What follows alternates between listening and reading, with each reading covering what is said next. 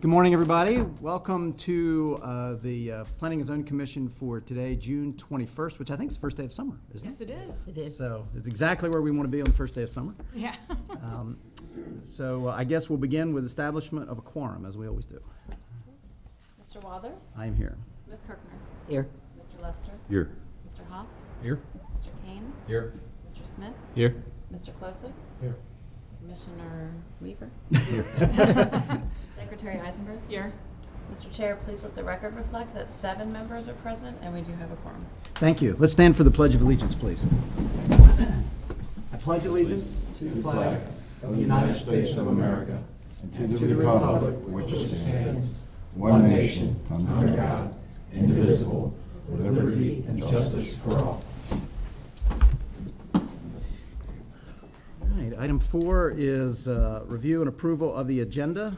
Are there any changes that are anticipated to the agenda as presented to us? No, not today.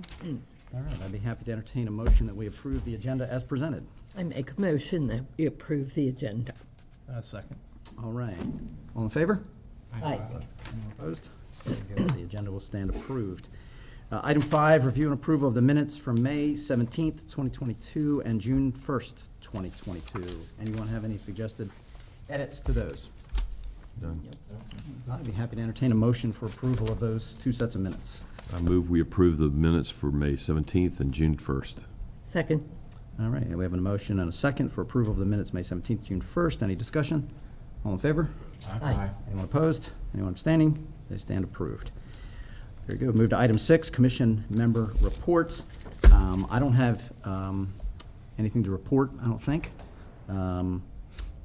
I will turn it over to Commissioner Weaver. Do you have anything you'd like to add this morning? Just, it's nice to be back, and I see a full board here. This is tremendous. I'm filling in today for Commissioner Wance, but, you know, I guess interviewed quite a few people here, but for this position, but I'm just glad to see we have a full board and we can move ahead in the right direction, so that's all I have today. It's nice to have you back. You Yeah. were our ex officio member for a long time, and we missed you, and it's nice to have you sitting back in the chair, so welcome back. This is neat. And it's Great. nice to have a full board, so thank the commissioners for that as well. Thanks, people, for serving. That's more important. Any other members have any comments they'd like to make? Item 7, administrative reports. Madam Secretary. Hi. Good morning, everyone. Thank you for all being here today, especially on this first day of summer after a gorgeous long weekend as well. So for administrative matters report, the May 17th staff report and approval of the Stavros property along Liberty Road. I can't remember the project number. Anyway, apologies for that. That is going to be appealed to the BZA. Perhaps sometime in August it'll be heard. They just filed last week for that appeal. So as you know, the Board of Zoning Appeals is the appellate for decisions made at the Planning Commission, and so that is the next step in the process. Is that a de novo appeal? Yes. Okay. Yes. In other So words, they don't take into account anything we said. They look at it fresh and anew. That's correct. Okay. and I'll keep you up to date on the outcome of that. When did you say that hearing is? It hasn't been officially set, but we believe it'll probably be in August. Okay. Thank you. There are no extensions this month, but there are some additional BZA cases from the last month. So 3 cases were heard in May. The 6392 Barry Frankel Jr. for conditional use for a contractor equipment storage yard that had 10 distance variances. The location is 212 West Old Liberty Road in Sykesville in Commissioner District 4, and that case was approved. The next was 6393 Pine Ridge Farms for conditional use as a butcher shop and a slaughterhouse with 9 distance variances. That property is at 5252 Band Hall Hill Road in Westminster in District 1, and that was approved as well.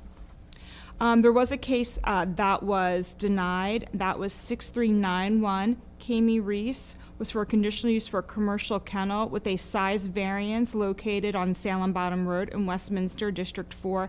That case was denied by the BZA due to existing conflicts.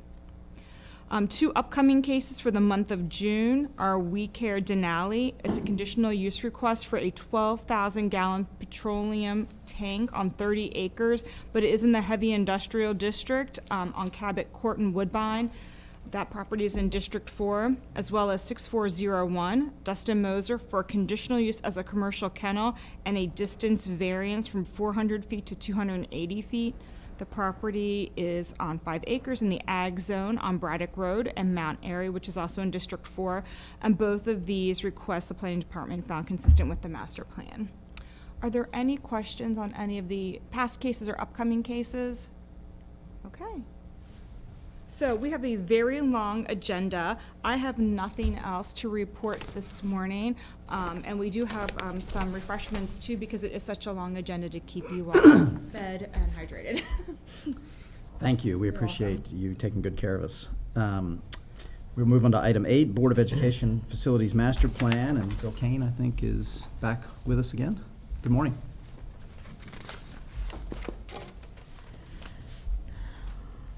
Good morning. Back again. I don't have anything prepared today, but I'm happy to answer any questions that you have. I know we presented it last month, and it's quite the long document, so I'm sure it was a good reading during your long weekend. You should have a letter too that was prepared for your approval and signature if you agree with the letter in the document.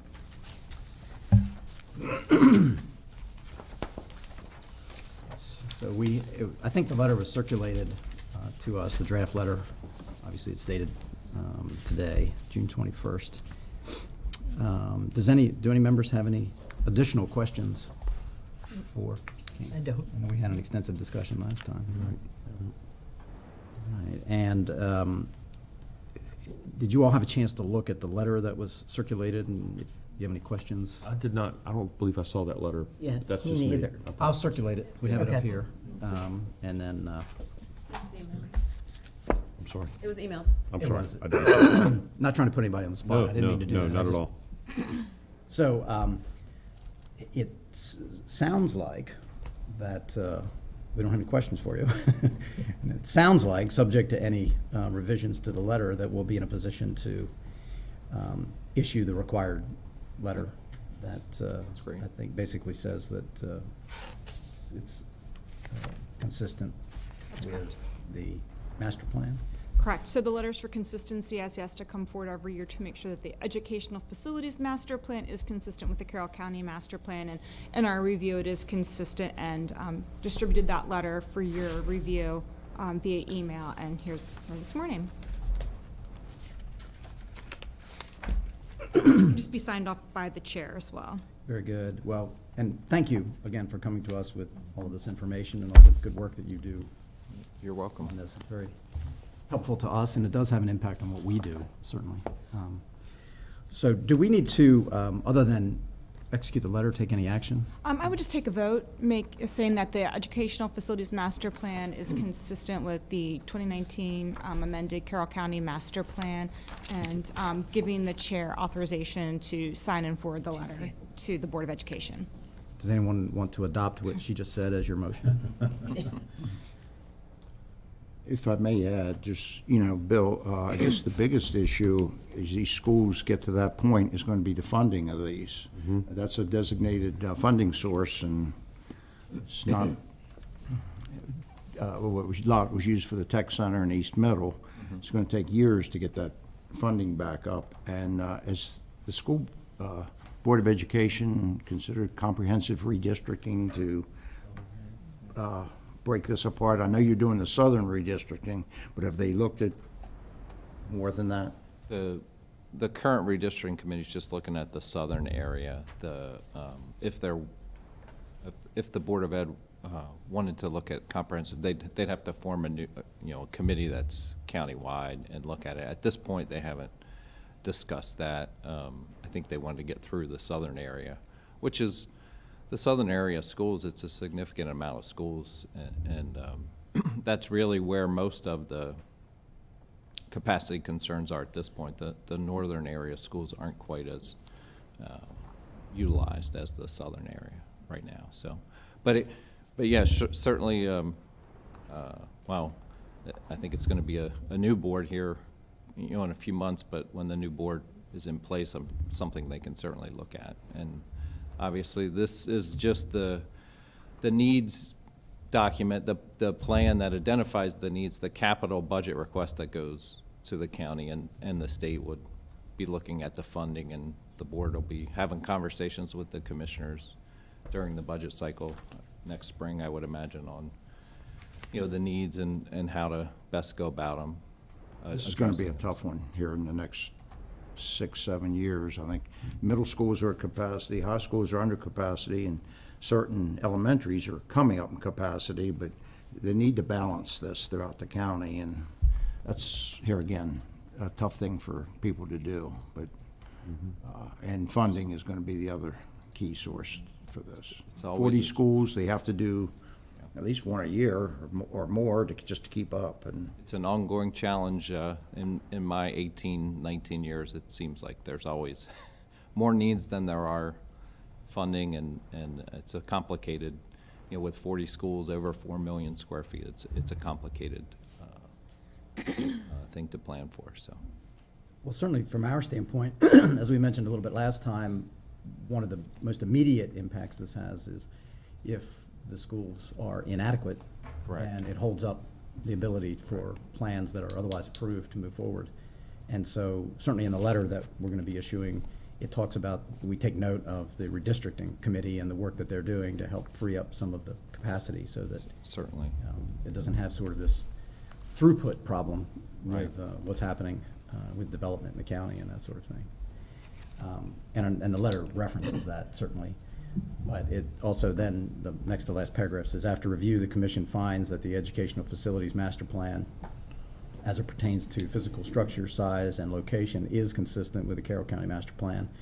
The commission reviewed this plan for consistency with the Carroll County Master Plan, the Freedom Community Comprehensive Plan, and other applicable county plans.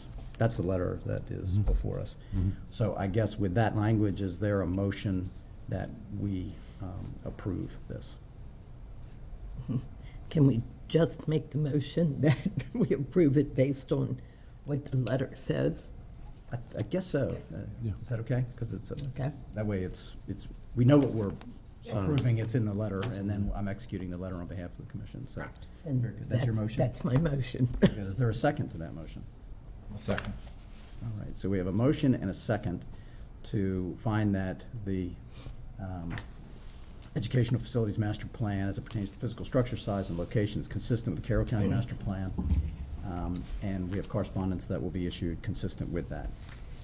Is there any further discussion? All in favor? Aye.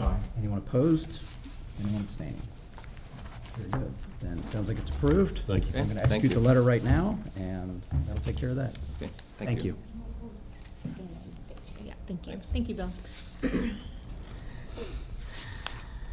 Move on to item 9, agriculture and conservation zoning text discussion. So Mary Lane is going to come up, and are you going to come to Bryce? Yeah, come on, Bryce. So, as you know, we've been discussing and having a lot of debate regarding the amendments to the agricultural district and the conservation zoning district. We have presented you with the highlighted changes that we have amended so far, and there's a summary page as well. The changes to 158 mainly, and then changes to 155 with regard to the ADU. We have an hour planned for this discussion where Mary will be reviewing the text as it stands so far, and if there's any questions or changes you want to propose to be made at this time before we forward it to the commissioners, that's what this is for today, is to just kind of go through essentially, you know, item by item, what has been recommended so far. So again, just to review the process.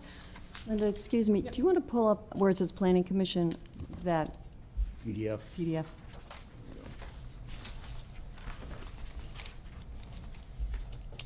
So before you, what the process is that you will review the text and make recommendations to the Board of County Commissioners.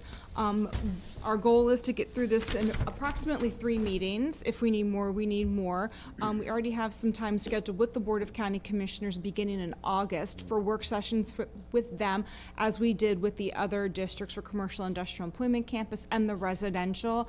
Our hope is to get this through the commissioners late summer, early fall, and be able to go to public hearing and have them adopt whatever changes they'd like to make before the end of their term. And then that would be completed. We would have completed this task under this Board of County Commissioners and reviewed and amended the entire zoning code, as well as parts of the subdivision regulations in Chapter 155. So for our new members, because we have a lot of you, we have been working on this pretty much since the adoption of the 2014 Carroll County Master Plan that was amended in 2019. And as well as the Freedom Community Comprehensive Plan. As you can see from the timeline here, that's how long this effort's been going on. And both of those plans recommended review of the zoning code itself, updating it, modernizing it, making it easier to use, simplifying things. That was one of the main goals that we did with regard to this plan. Staff began work on this with the employment-related districts, the Commercial Industrial Employment Campus. At every point, we worked with the community, we worked with stakeholders in the business community as we were developing the commercial districts. We had an internal work group for all of these. Sorry, can I interrupt you for Yes. just a minute? This one that the commissioner, the board has is in a different language. No, I don't know. I guess what got printed out was probably, no. It's my bad. I printed one, I think. It's the box. Mine's Some of them okay. are? It's not even a different mine's- language. It's okay, he's dreaming in British, so I'm sure he can read. I think mine's in Latin, so that's okay. I can see the screen. It must be the mock-up then that got printed, because This is not a good start. Yeah, I printed that. That must have switched over.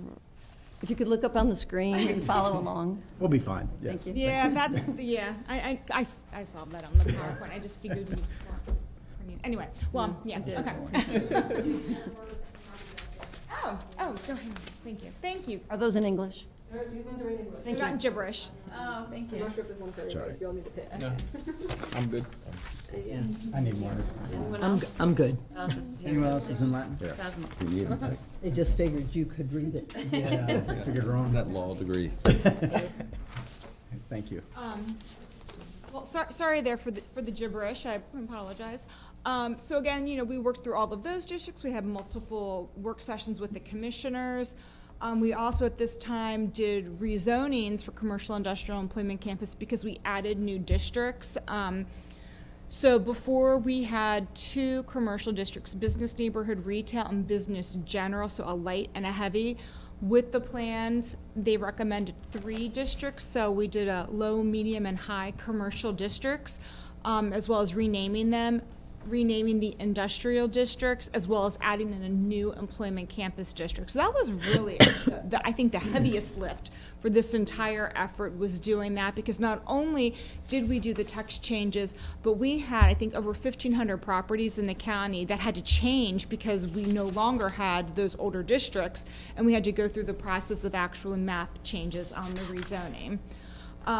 Then after we did that, we moved right on to, as you know, the residential districts, which we finished up this time last year, making changes to the text. No new residential districts were added, but again, there were updates to the residential district, changes to some of the calculations for density, especially when it came to age-restricted.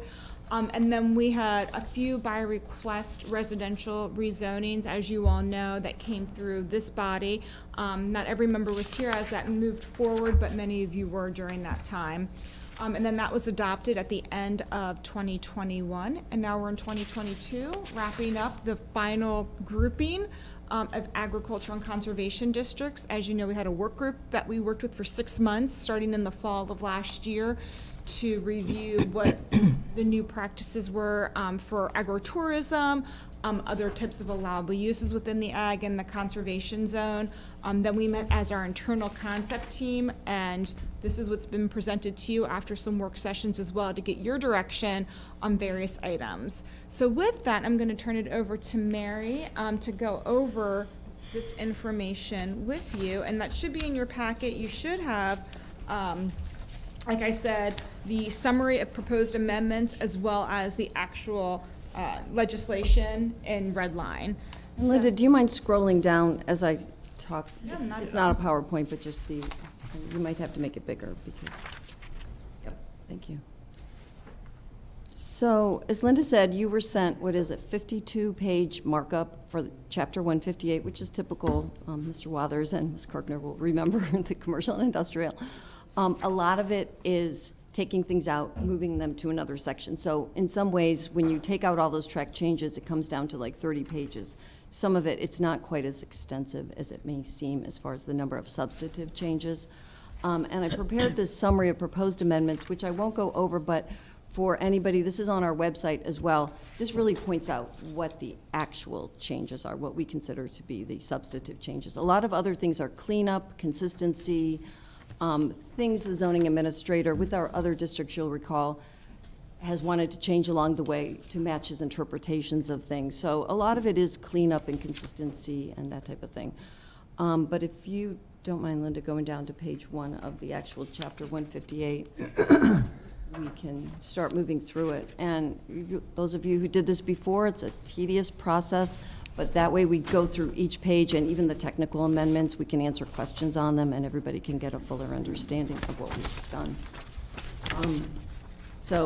Just as a start, anything you see underlined is new language, anything with a strikeout is deleted language, and when you see those little asterisks, it means there's existing text in between. So, as always, we're starting with the definitions, which is section 158.002. And most of these definitions are ag and conservation related, but again, because of some changes we've made along the way, there's some that affect all the other districts. There should be fewer of those since we've already done the commercial, industrial, and residential districts. So the first change here is defining agritourism. And Jim can speak more to this if you have questions, but this reflects the state definition that I believe was just passed recently. Yes, that's correct. Yeah.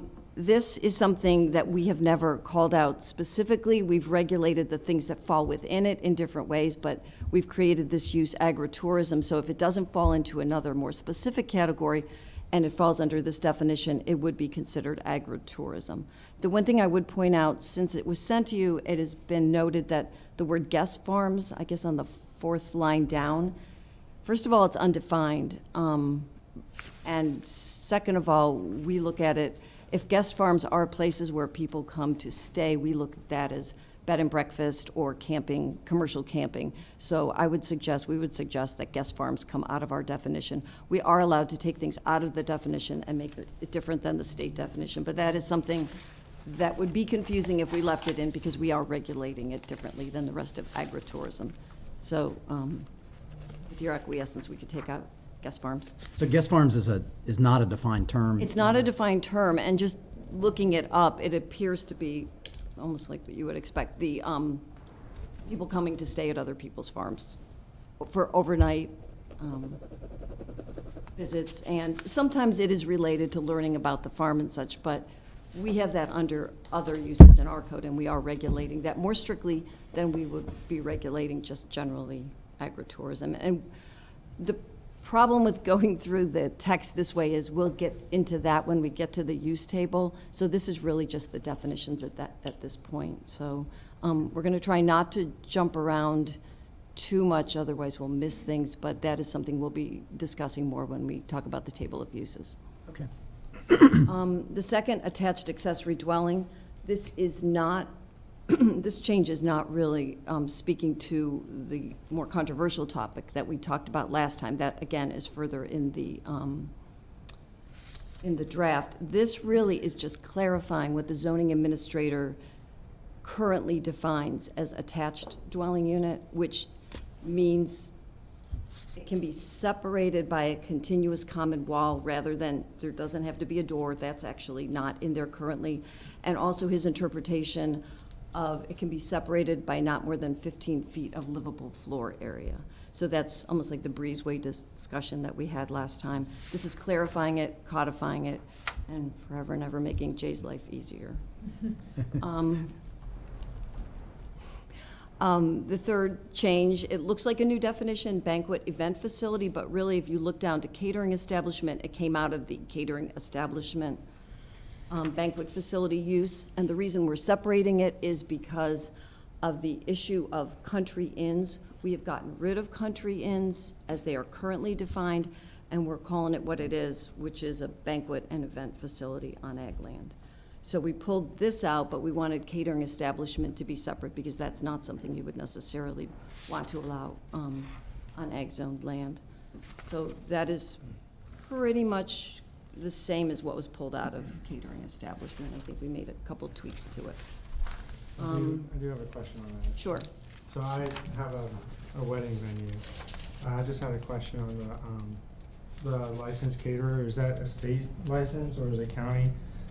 Just people like to bring in their own caterer sometimes, and I don't know if like they're licensed in Baltimore County or other counties, or if they have to get licensed in West. That was the one thing I believe that we did add, and I'm not sure if we're talking about, I believe it would be, I'm going to point to Jay. Jay, you might want to actually sit up. Yeah.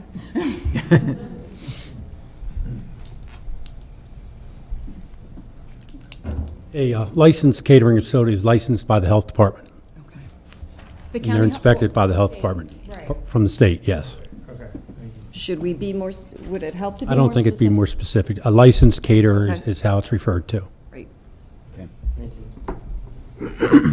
The next change is to bed and breakfast. The only change we made there is it's called bed and breakfast, and there was no reference to meals being served. So we put meals served daily, just to clarify that. Again, stop me along the way as we move through this. Any changes we'd like to make now, so that when we get all the way through, we have a complete draft to present to you at the very end. Sure. Building height, this is a minor change, and this reflects this is important because it reflects the building code definition. And again, this makes it easier for the two definitions to be consistent, interpretation-wise. Catering establishment, again, we took out the banquet facility language, and now it just says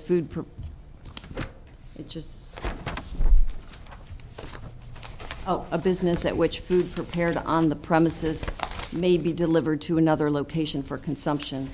We have gotten a comment about, should that say maybe, or should it say is? Do we want a catering establishment to allow pickup?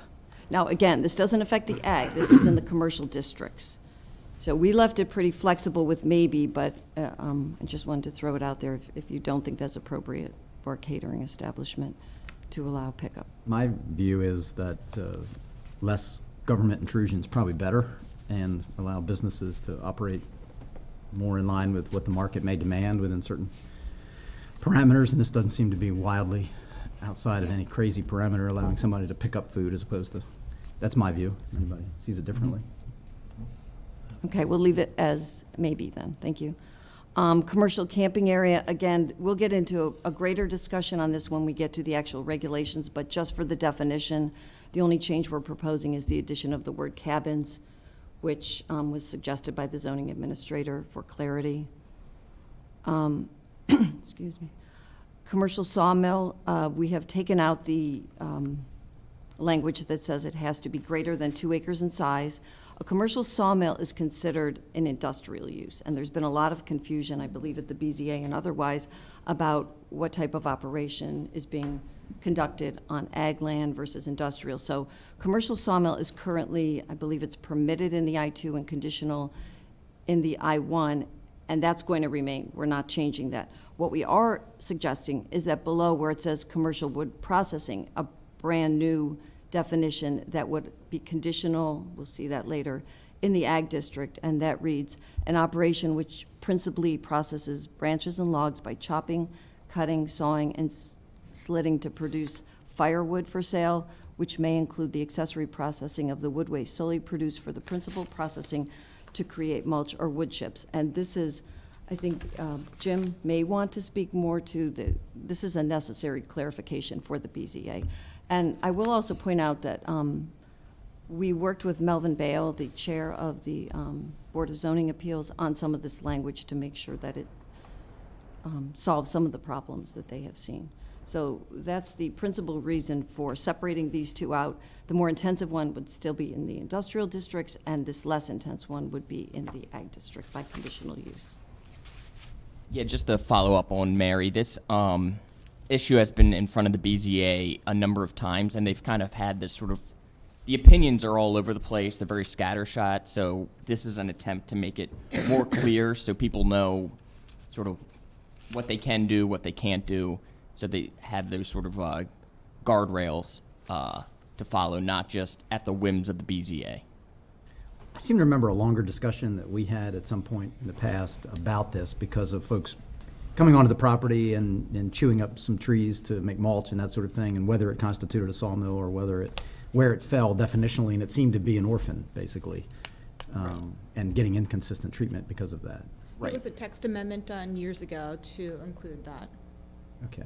Yeah, so this is all part of that, it seems like. Yes. Okay, good. Any questions? Thank you.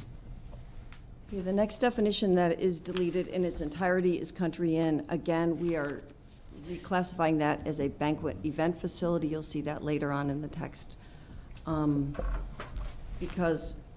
Partly because it's very confusing that something's called a country inn, but really is a major event facility. So we got rid of that definition altogether, and there will no longer be something called a country inn. But there will still be event facilities like you see today. They'll just be called what they are. Custom was deleted because it's not used in the code. It must have been an old reference, but it's no longer needed. When you look at the detached accessory dwelling, that whole line of dwelling-related definitions, there's not changes to most of them. I put them in there so you could see the different kinds of dwellings. The only changes being made are to single-family dwelling. If you do recommend that, oh no, this one isn't affected by that. This is just clarification that a single-family dwelling is a detached building designed or used for residential purposes by residents as a single dwelling unit, except when including an attached accessory dwelling, so that there's no conflict between the definition and what's actually being allowed. And this new definition of townhouse dwelling is not a new definition. Townhouse has always been defined separately. You'll see it's deleted on the bottom of that page 3. But people couldn't find it. So it really, all the different kinds of dwellings should be together, and it's just a relocation and a renumbering.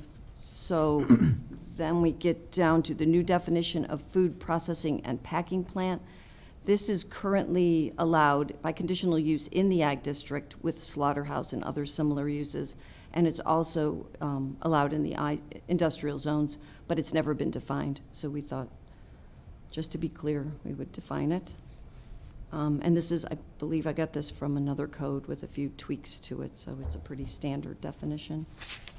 Garden supply center, this is a new definition, but it actually comes out of the section of the code regarding ag. It's just described, but we're putting it now where it belongs under definition. Again, so people can find things where they belong, and it's just clearer and a better code. Livable floor area, I believe we talked about this when we talked about accessory dwellings. It's important that that be heated space so that it's clear what we're talking about. Special event is only used in the section on signs. That's near the end of the document.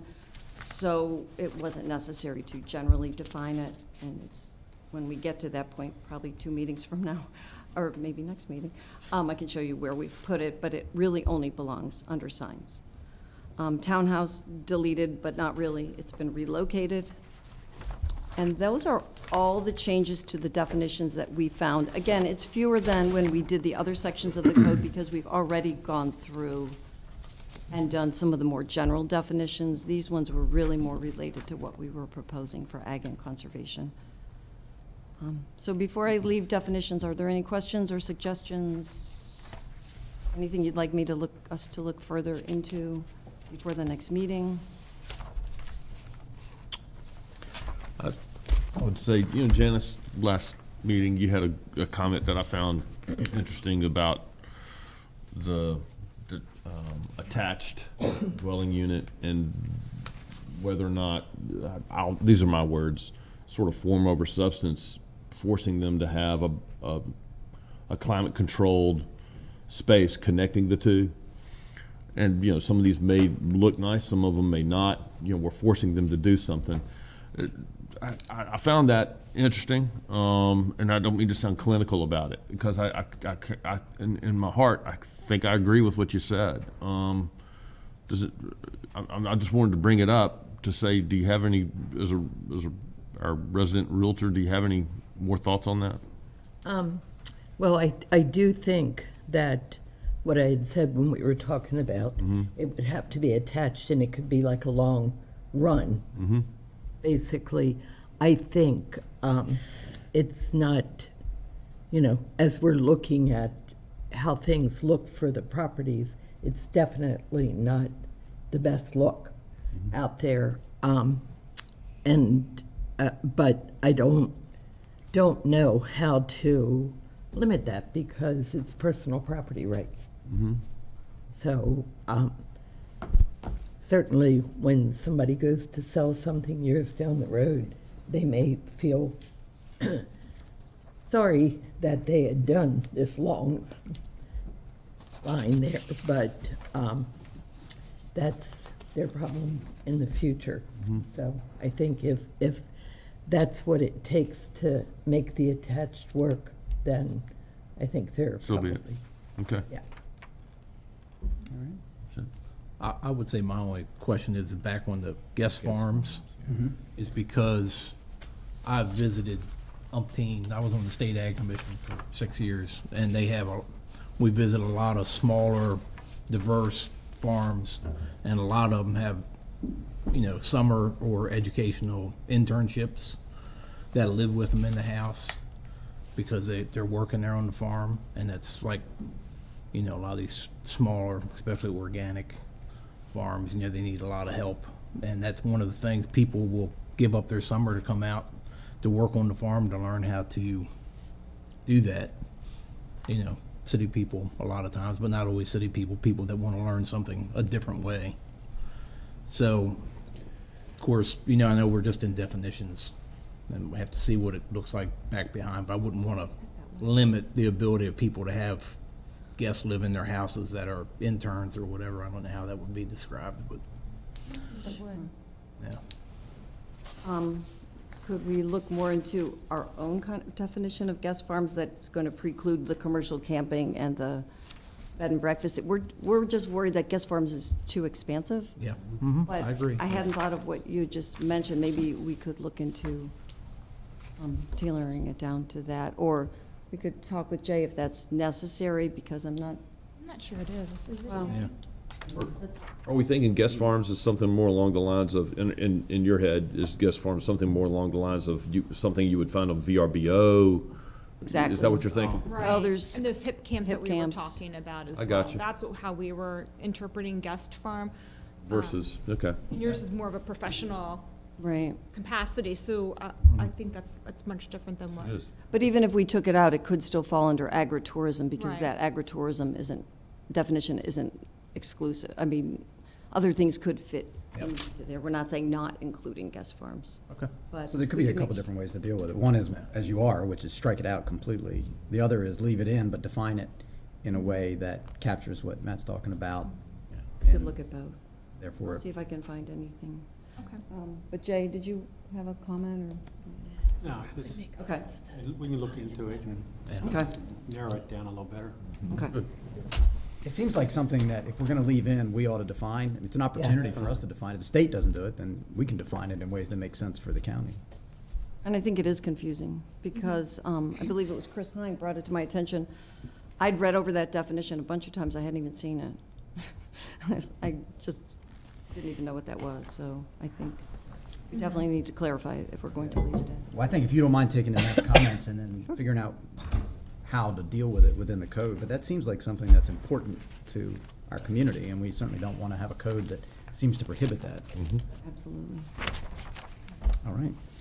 Okay, the next section that begins on page 4 of the struck out version is distance requirements. And you may have noticed today when Linda was talking about the BZA and commercial kennels and some other uses, these are very important. Certain uses, mostly industrial uses, have mandatory, with the possibility of variance, distance requirements from residential properties, for the obvious reason of providing the necessary separation from the impacts of those uses. So this section has always been in. It looks pretty marked up, but it really, anything you see that's not underlined is an existing industrial use that falls in the category. And as you see in A, it defines what it has to be separated from. That addition of 3 on adjoining lots of 3 acres or more, minimum separation distance of at least 300 feet from dwellings is required. That was in the code. It was inadvertently in the last go-around taken out. We really need to put that back in. So that would not be considered a substantive change. So it's, I believe it's 200, yes, 200 feet if it's cited in the use table that you have to have your distance from. And then as you go through B, C, D, and E, it's 400, 600, 800, and 1,000 for the more intense uses. So that's the way this is structured. Most of these are not new separation requirements that we're imposing or suggesting be imposed. They are currently in the ag and conservation districts, again, relocated all to one section, so everything's where it belongs. So I'll just go through these briefly. There really aren't many changes from that. Again, it looks like changes, but really relocations.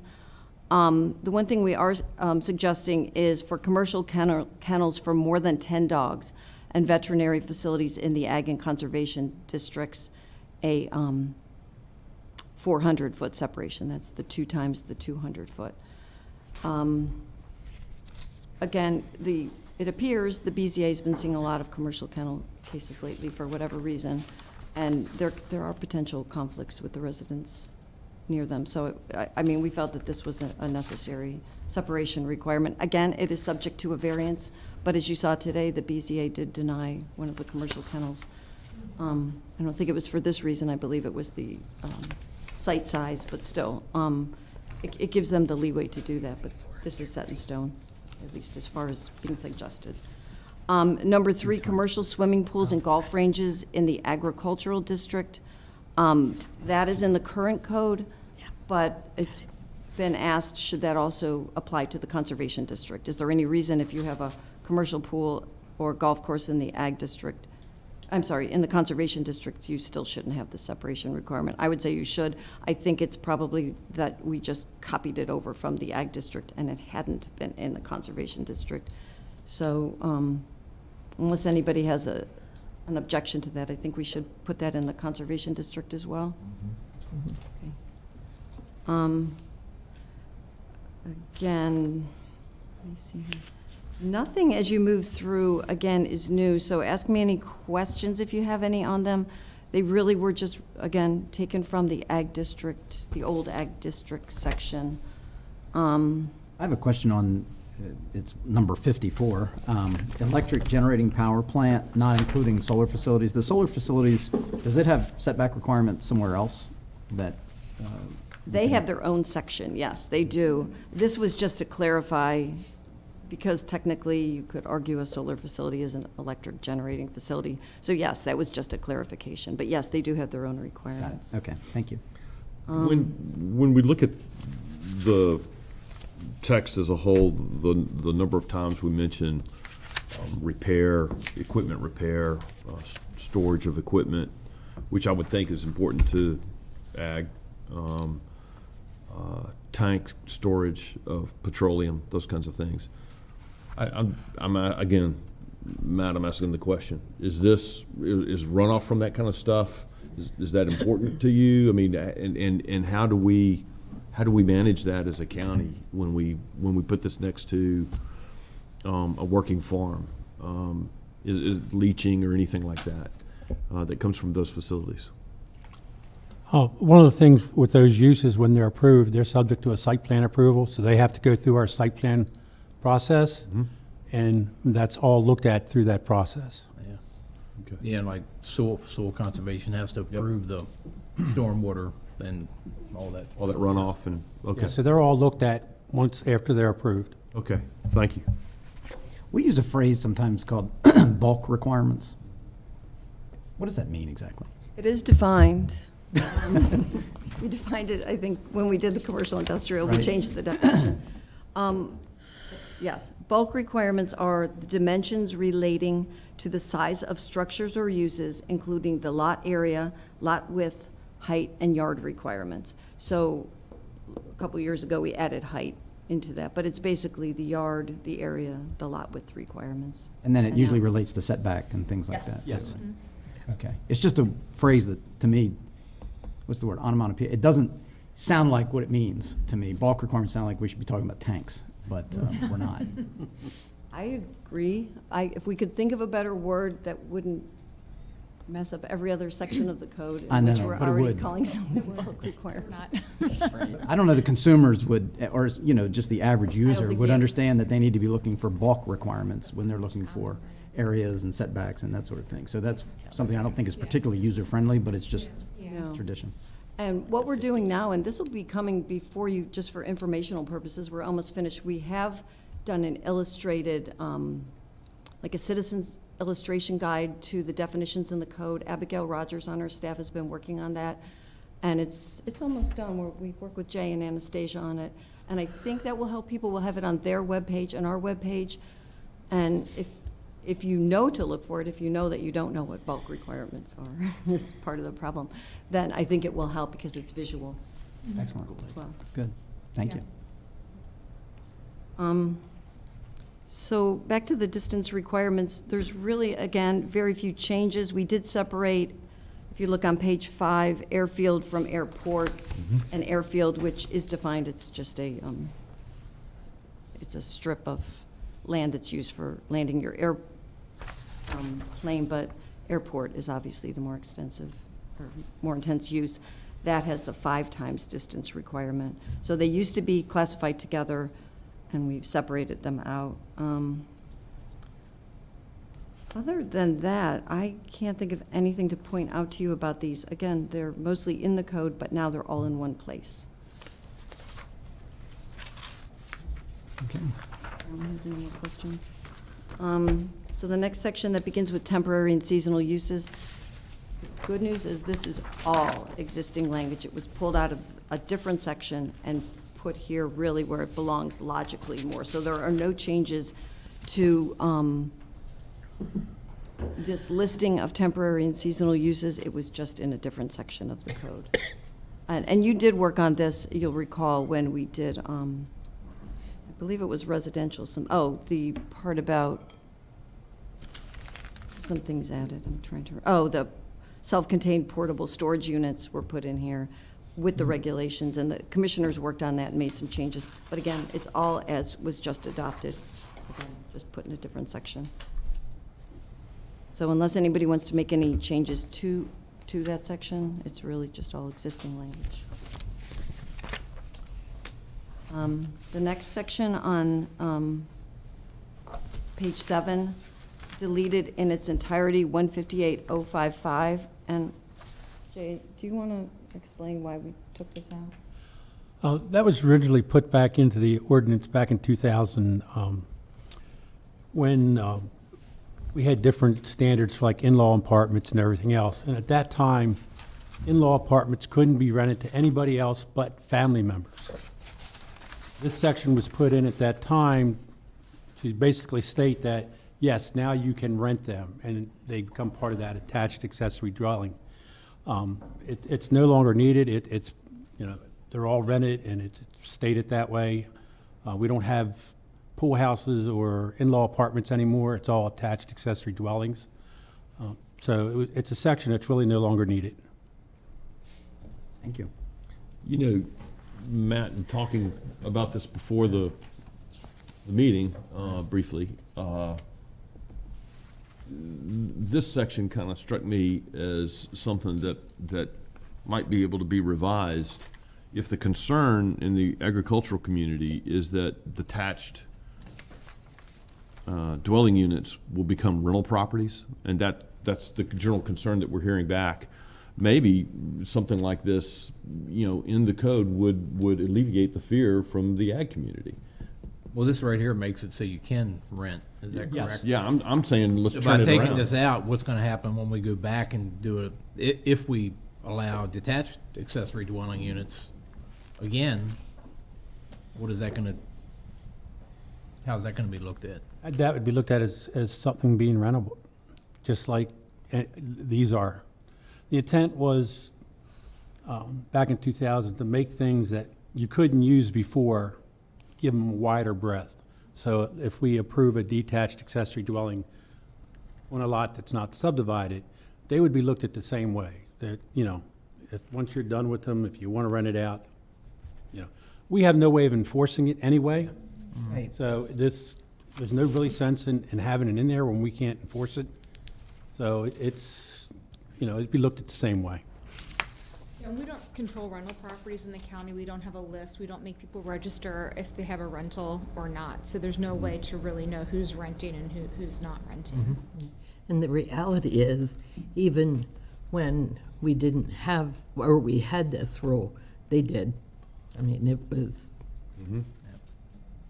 pretty often found.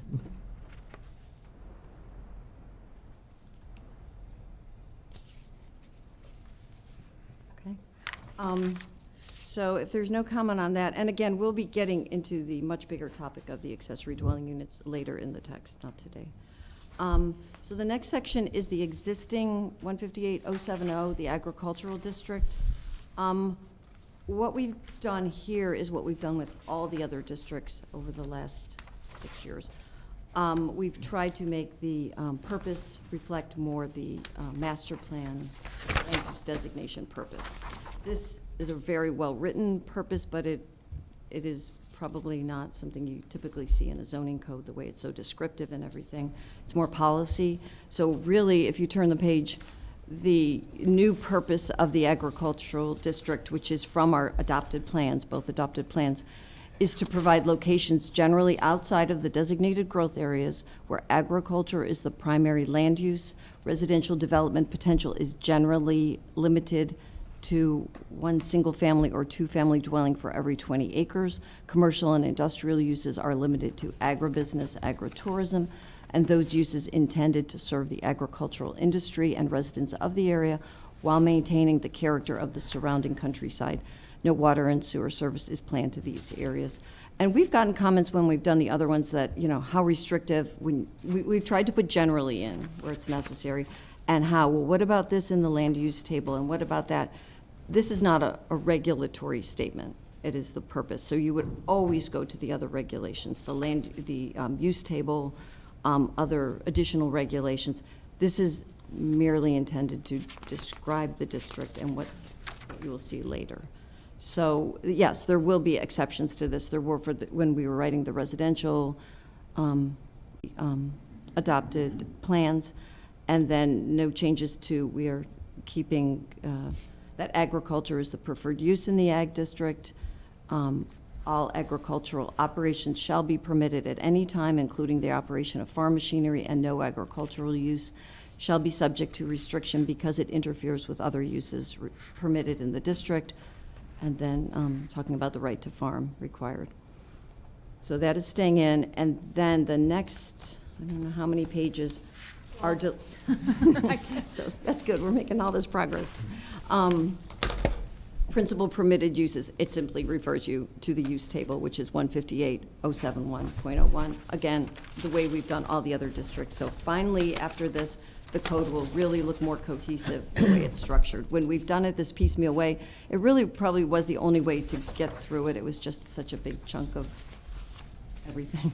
But if you look at the code today, this is still written this way, and the other districts have a use table. So this will be good to get it all into a use table. Before we go on, just quickly, the purpose and intent back here on page 7 and 8.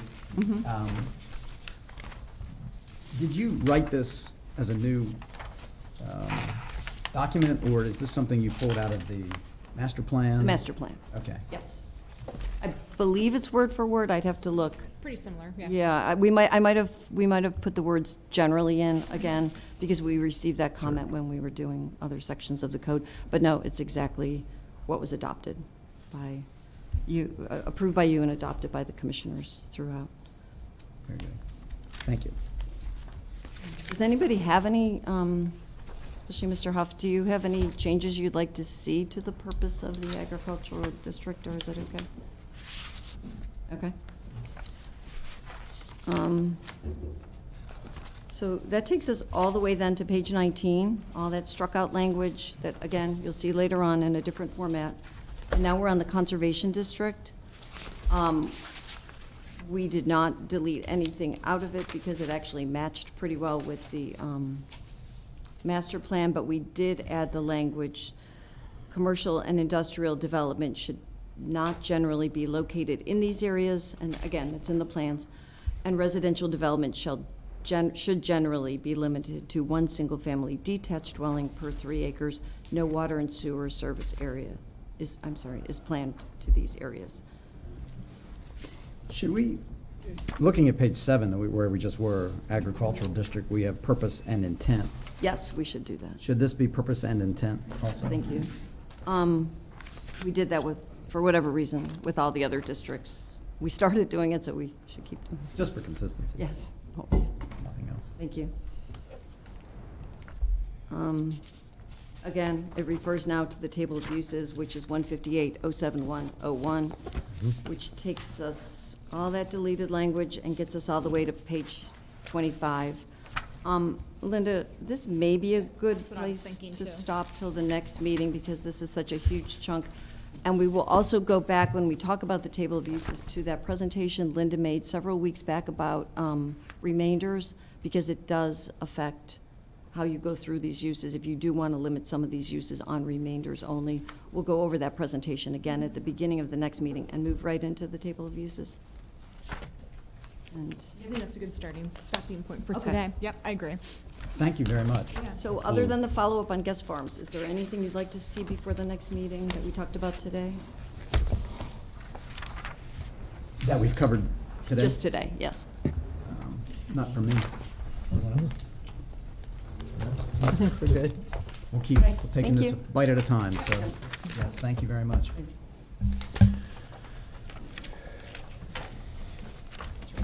All right, we have earned our way to a recess, and we're going to take it. So why don't we take about 10 minutes? We'll be back about 10 after 10 after. 10. Thank you.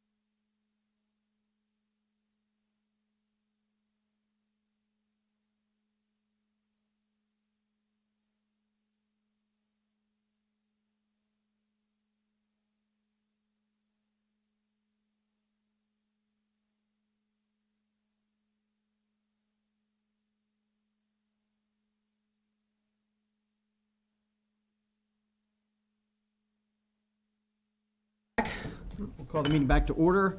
And I apologize, I failed to open up for public comment on the last item, and I understand we have a member of the public that would like to comment. And so with that, I would welcome you to the microphone. If you'd state your name and address, we would welcome your comments. Sure, it's Kevin Beaver. I live in the Westminster City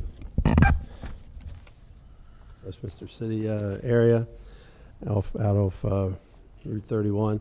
And reason I'm here, I'm probably here a little premature because you haven't quite gotten to the area, and from what Mary is telling me, it may not even be that your area, that the area I want to talk about is going to be discussed that much by you all, but I wanted to just let you run into an issue that I have come across, and it was, we have a 70-acre remainder property with 70 acres of farmland, no buildings, and we've been approached by solar companies to,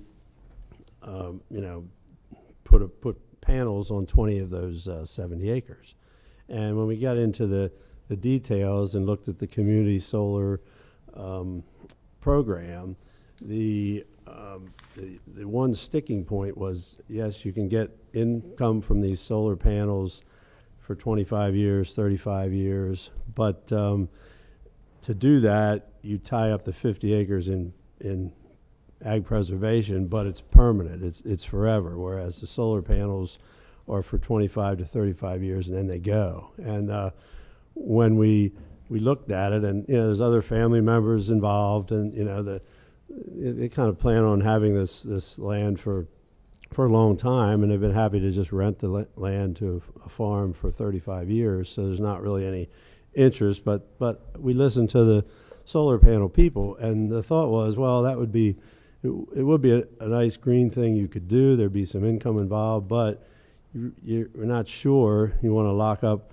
that land, the other 50 acres permanently, unless you were, unless you knew you want to do it, and you want to do the whole 70 acres or whatever. So I just wanted to, my thought was, and I don't even know that it's possible now after talking with Ag Preservation, but if you could, I think we'd be happy to put it in Ag Preservation for the period the solar panels were there, but once the solar panels were removed and it went back to farmland, you'd like to have the easement off of there as well, and then it goes back to, okay, 70 acres, do we want to do anything with it then? Because you just don't, you can't predict, and there's other farms involved that could get merged and this and that, and you just can't predict what's going to happen. You don't know what the zoning is going to be 30 years from now, let alone, but to tie that up permanently just seemed to be a negative. So I wanted to, I sent a letter to you all, it's in there somewhere, and although it just came in Friday, so you may not have had a chance to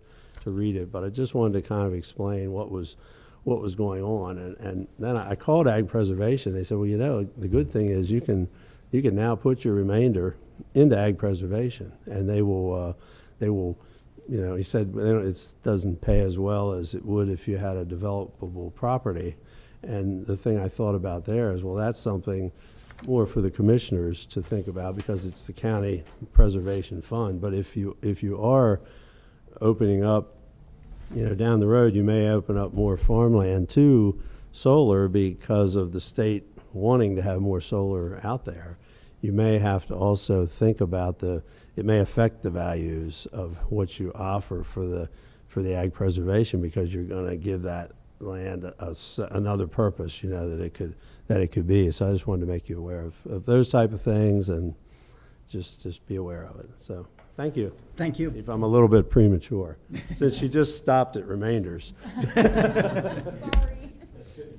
Thank you. Appreciate your comments. Yes, thank you very much. All right, we'll move on to item 11, which is the annual report. It's an introduction. Yeah, so good morning. Today we are here to introduce you to this year's annual planning report. Again, for our new members, we are required by Maryland law to do this, as it says, annually. And basically it's to give a reporting of what is in the development pipeline from the subdivision site plan process for the county and the municipalities, and we do that on behalf of the municipalities, to what has been pulled for use and occupancy permits, which is the very end of that development pipeline. And that's how we actually develop our population numbers after the census. So we have a decennial census every 10 years that gives you the actual accurate accounting, but we're also responsible for estimating what the population is in Carroll County, and we do that by pulling use and occupancy permits monthly and updating our demographic numbers with some other multipliers within that to come up with what a guesstimate is of what the population is for Carroll County. And so we do that. We pull those numbers monthly. We do that so fire and EMS have updated numbers. Also the liquor board, those are important numbers for them as well. So this information is used for that purpose as well, and also to report to the state. So with that, Tiffany Fawcett put together the document. You should have a hard copy. Do they have a hard copy in front of them of the document? This is just the draft. It'll be approved once you all give your approval next meeting for this. But again, this is all the information that's required by the state. And we do it on behalf of the municipalities as well. So with that, I'm going to have Tiffany go ahead and just give you what's in the report, the highlights. Thank you. Good morning. Good morning. And Linda went over what I would have been talking about here, so that's fantastic. Required by the state for the report, and all the elements that she mentioned are also there. We'll be going through those. And that this is it's not required and it's not typical of jurisdictions in Maryland. However, this is the report that we do is a multi-agency collaborative effort and includes information from Carroll County as well as all the 8 municipalities. And it should be, as Linda also pointed out, the development-related activities are to be consistent with the local adopted plans and should implement the 12 state planning visions as well. So we'll start with pages 2 through 8 with new plans and plan amendments, and that's going to include maps 1 through 5 as well. There was only one new plan, and that was Sykesville, who completed and adopted their 10-year update of the comprehensive plan. They call that Vision 2030. That can be found on their website. And then the plan amendments were all to the water and sewer master plan that became effective as part of the spring 2021 amendment cycle last year. And these amendments pertain to the town of Manchester and the Freedom area, and those can be seen on maps 1 through 5. Next, we'll move to pages 9 through 13, site plans and subdivisions approved, and that will include tables 1 through 4, as well as map 6. So last year, the total residential site plans and subdivisions approved was for 103 new lots. The county made up 34 of those new lots, and the municipalities Westminster and Tawnytown made up the remaining 69. For approved non-residential site plans and subdivisions, there was a total of 256.15 acres, and the county made up 152.98 acres of that, with Westminster, Hampstead, Mount Airy, Sykesville, and Union Bridge making up the other 103.17 acres, and that's displayed in tables 1 through 4. And then you can also see those site plans and subdivisions approved mapped on map 6. Into that section. This is a 10-year trend showing that approved site plans and subdivision residential development since 2012. There was a large uptick at the beginning of that between 2012 and 2014. Mary had looked into that last year, and it looked like there was just some strong development during those 3 years that was covered, and then it has declined since then with a small uptick this year. And let's just be clear, this is not the use and occupancy, so these are not necessarily built. Correct. These are approved subdivisions and site plans only, and it does not include the municipalities in that. And this is the same, but for non-residential approved development. Again, that one uptick last year, Mary had looked into that, and it looked to be one particular project that was contributing a lot highly there. Are the numbers the number of units in that are part of that, I assume? This is acres. I apologize. Oh, This is acres. Can you back up one slide, please? Absolutely. And this is the number of lots. Number of lots, okay. Yes, residential is done by lots, although we'll put in parentheses that, how many acres, and then the non-residential is done by acreage. Thank you. Sorry about that, yes. Okay, pages 14 through 17, we have the zoning map amendments, and that also includes tables 5 and 6, as well as maps 7 and 8.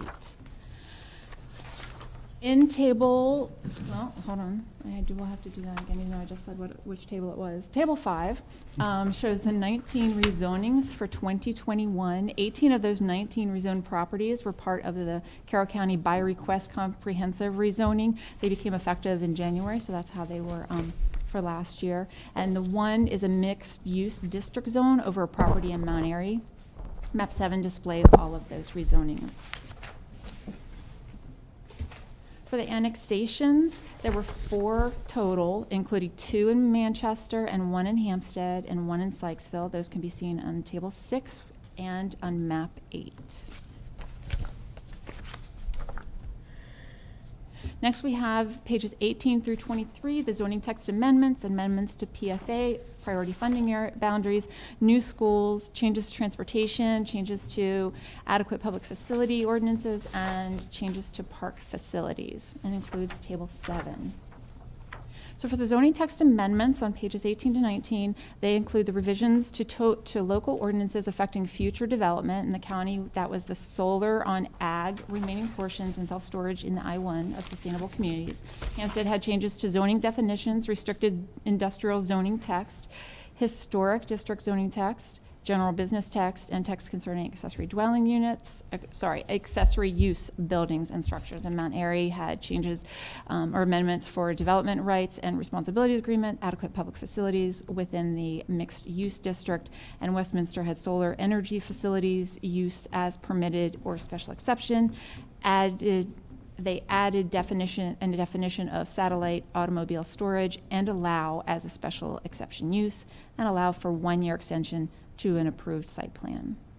And just again for our new members, so again, our realm is just within the county itself. The municipalities have their own local land use and zoning authority. So these are separate amendments that were done in the municipalities individually.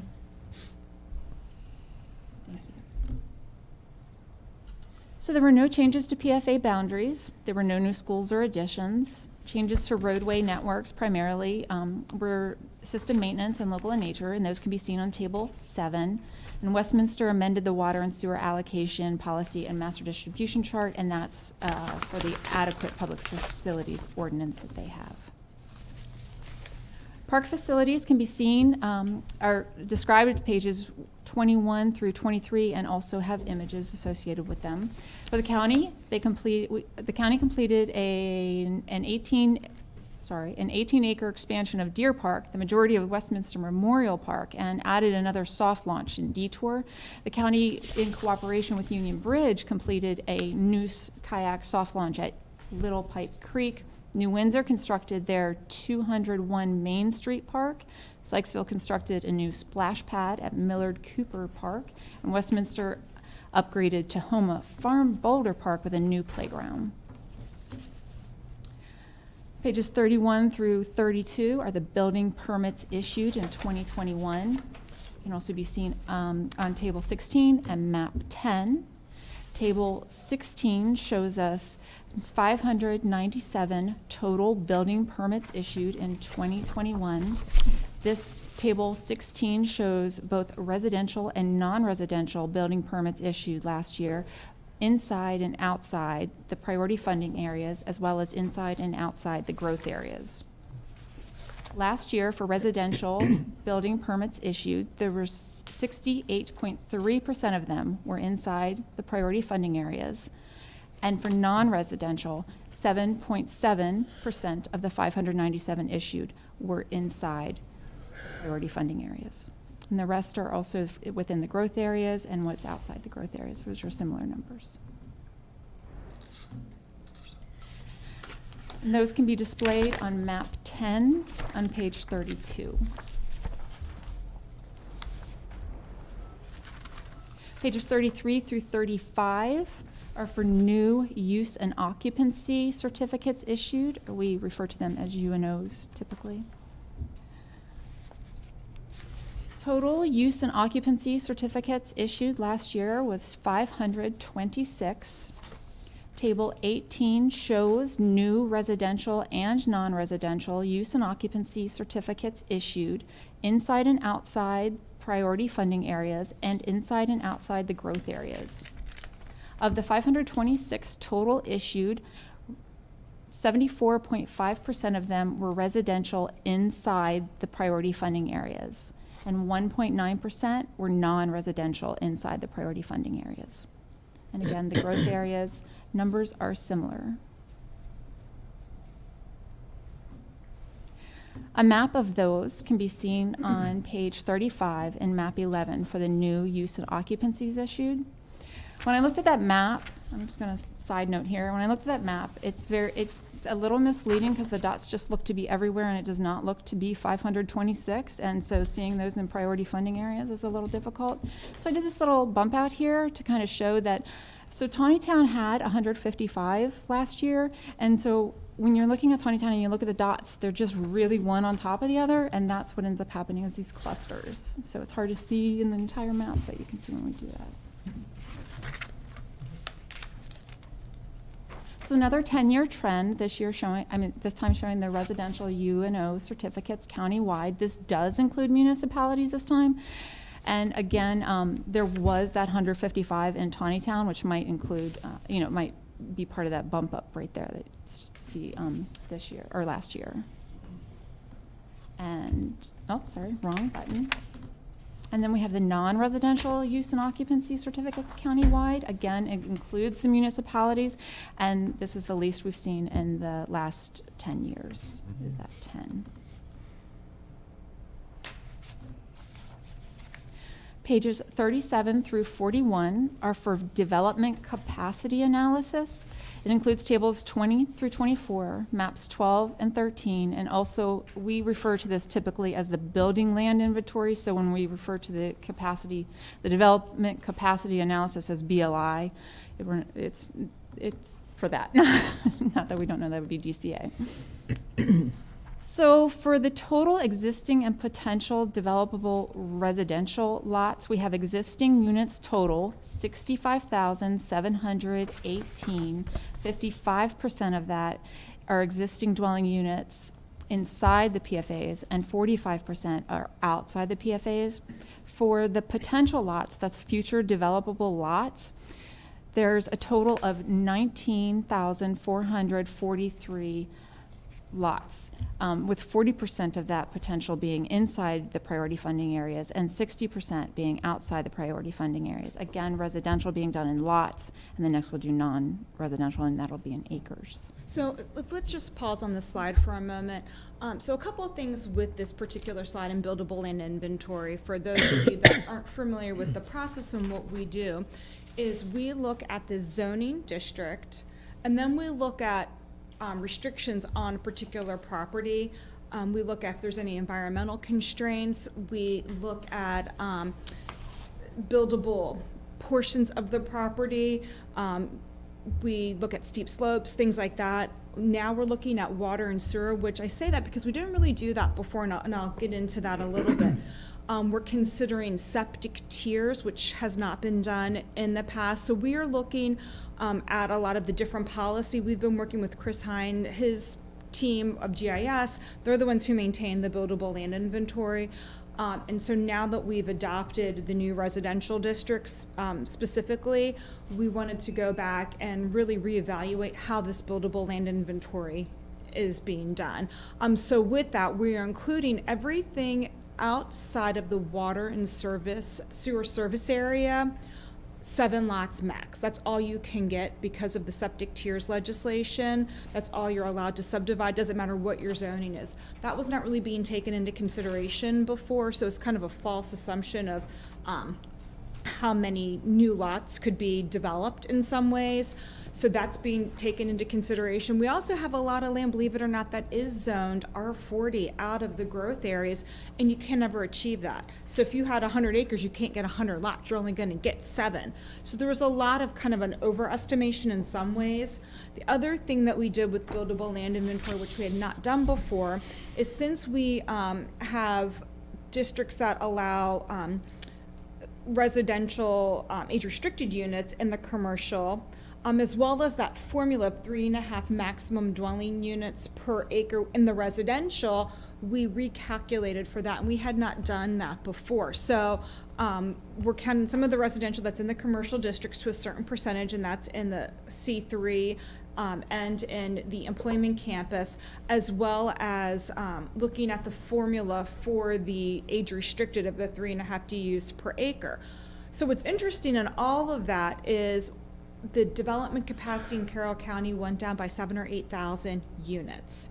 So accounting for tiers, accounting for the potential lots inside the growth areas and inside the municipalities, before we are hovering as a mid-level total of about 26,000 future developable units in Carroll County to around 19,000 or so units. Now, this is an absolute. There's a lot of other variables that we just can't take into account, such as perkability and things like that.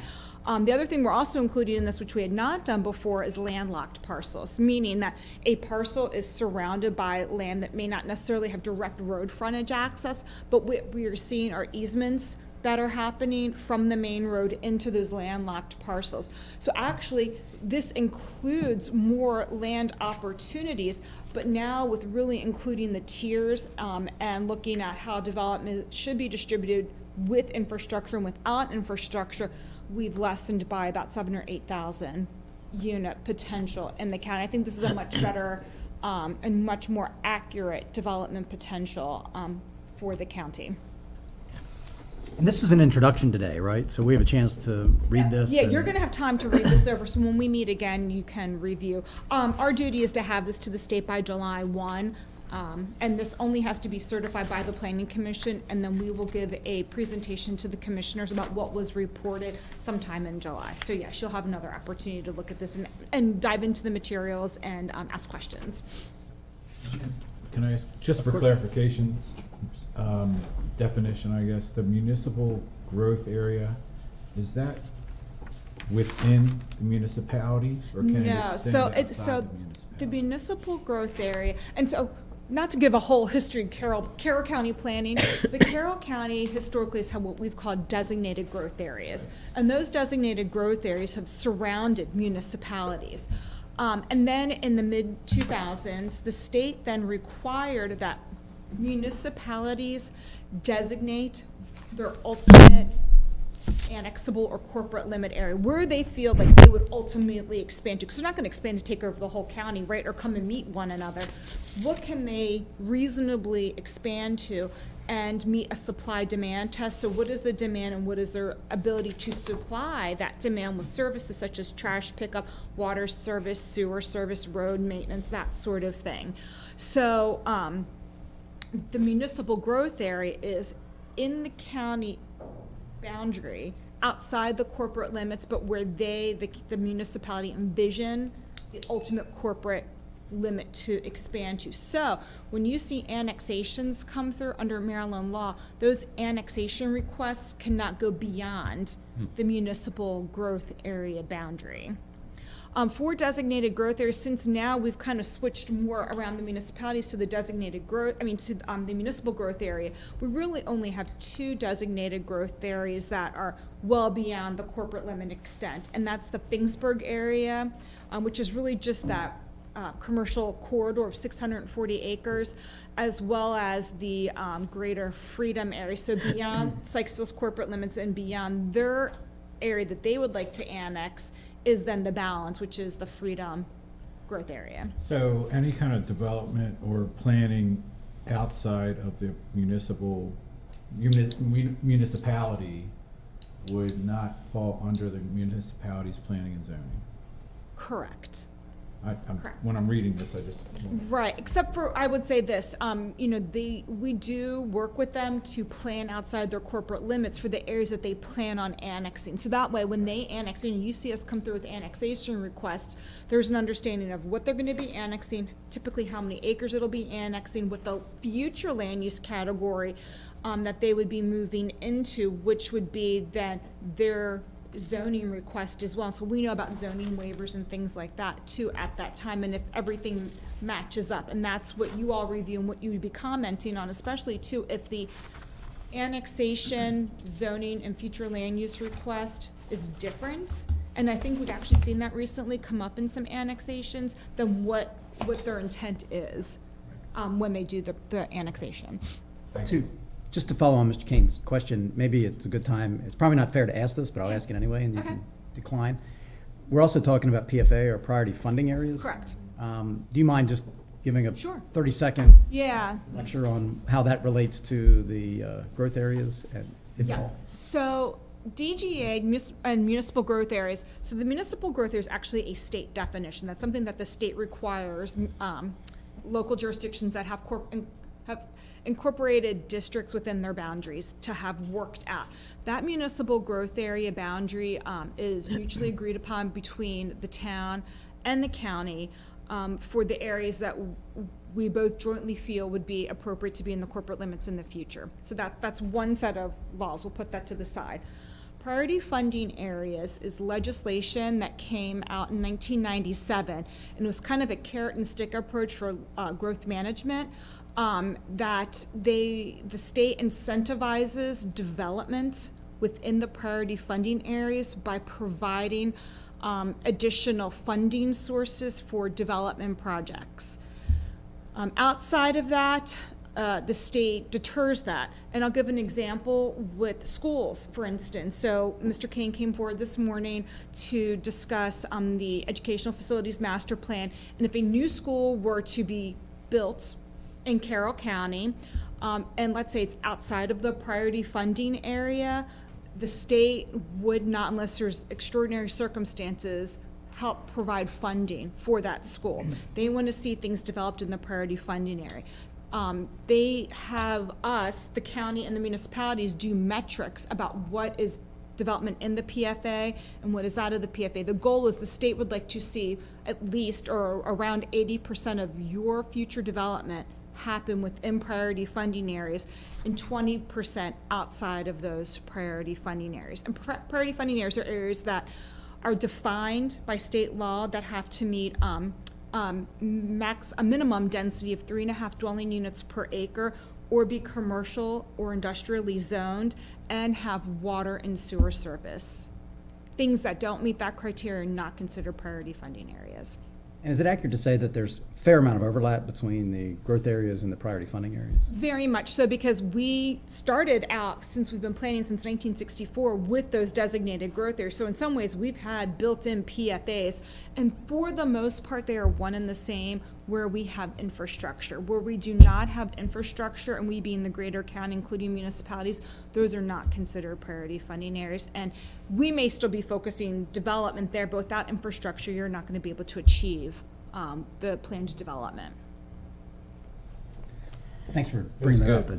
And Luke and Stephen, there's part of your exam questions as you go through your reading. Yep, sorry for the long explanation, but. Yeah, but it's a good refresher for all of us, Yeah, honestly. absolutely. And when we have members of the community come in and talk about, Carroll County has an agricultural core and a history and all of that, these things are all, to me at least, very important because we're focusing most of the time on development in designated growth areas, trying to preserve as much as possible the character of the agricultural areas and Absolutely. conservation areas. So, Yeah. Anyway, that's the 30,000-foot view. So thanks for that. We've really gone around the barn here on your presentation, but we appreciate That's fantastic. your patience. That's really good. And just for clarification, are the growth areas designated as part of the master plans? They're part of the comprehensive plan? Is that Yes. true? Okay. Yes. So comprehensive plans and updates are the only way that those get changed. Okay.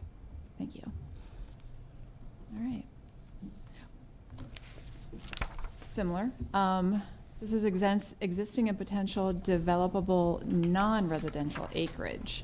Total existing developed non-residential acreage is 5,039 acres, 81% of that being inside the priority funding areas, and so that's the 77% is in the MGAs or the growth areas, and 23% outside the growth areas, with 19% outside of the priority funding areas.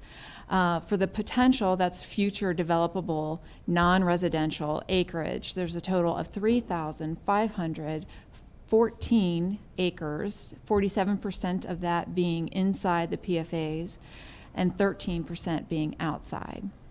The growth area numbers are slightly different, with 81% being inside the growth areas and 19% being outside. Agricultural land preservation information is from pages 42 to 43 and include tables 25 and 26, as well as map 14. For 2021, the agricultural land preservation activity included 2,384 acres, including 22 farms, preserved of agricultural land. Since 1979, we're at 76.5% acres of land preserved of the 100,000 acre goal for agricultural use in Carroll County. $7,869,916 was committed last year to agricultural preservation in fiscal year 2021, with the county contributing 66% of that. I'm not sure if you have the statistic. If you want to go one more slide, I'm just curious if you did that. One more. Okay, so go back up. So with that, just an interesting fun fact, we are well outpacing development with ag preservation. And so kind of going back to that priority funding areas, one of the programs that was done statewide as the incentive to keep pace with development pressure that was happening in the late 90s when that priority funding area legislation came out was two-pronged approach.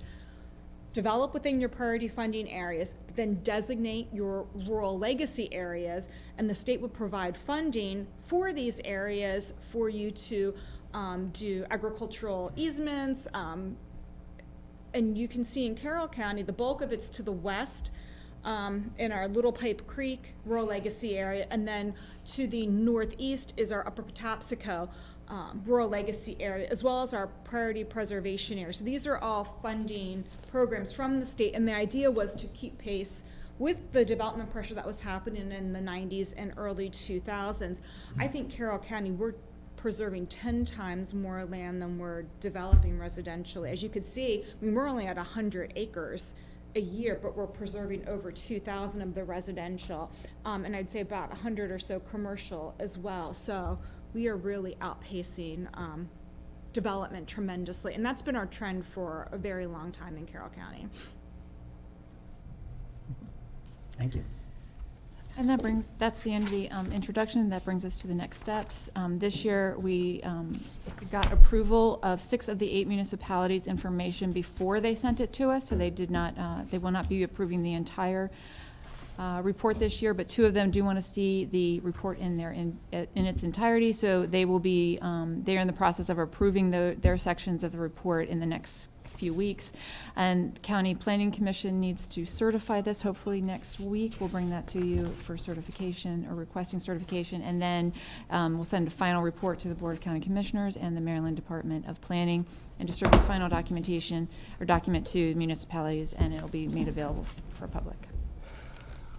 Very good. Nice presentation. Any questions? Yep. Thank you. That was a wonderful introduction. A lot of good information. It's kind of a nice summary also of a lot of the stuff we're involved in. Absolutely, there's a lot of good data. Yeah, and it gives you a different perspective, doesn't it, to kind of back up and look at it sort of batched. So anyway, so Ms. Fawcett, thank you for the presentation. We'll move on now to item 12, mid-cycle review.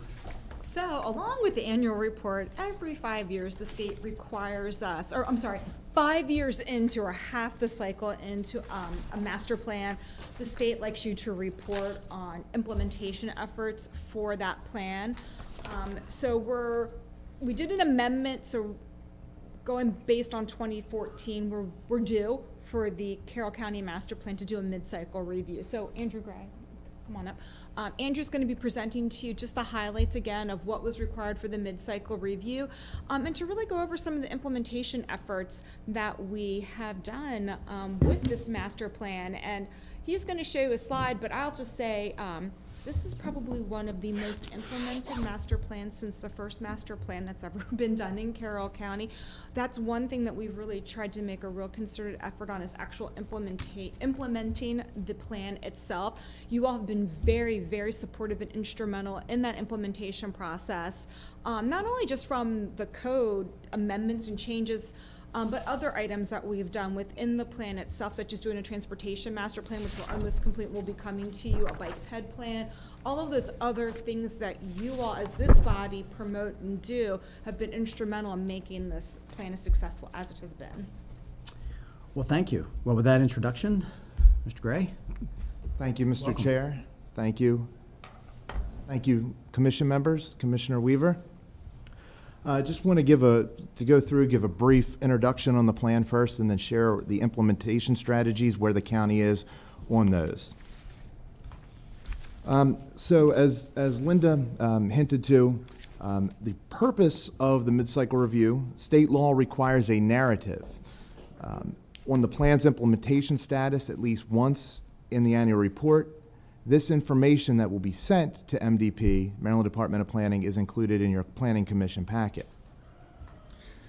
To start out with just a brief overview of the 2014 Carroll County Master Plan, to give the overall vision statement and goals. The county's vision statement is Carroll County is a great place to live, work, and play.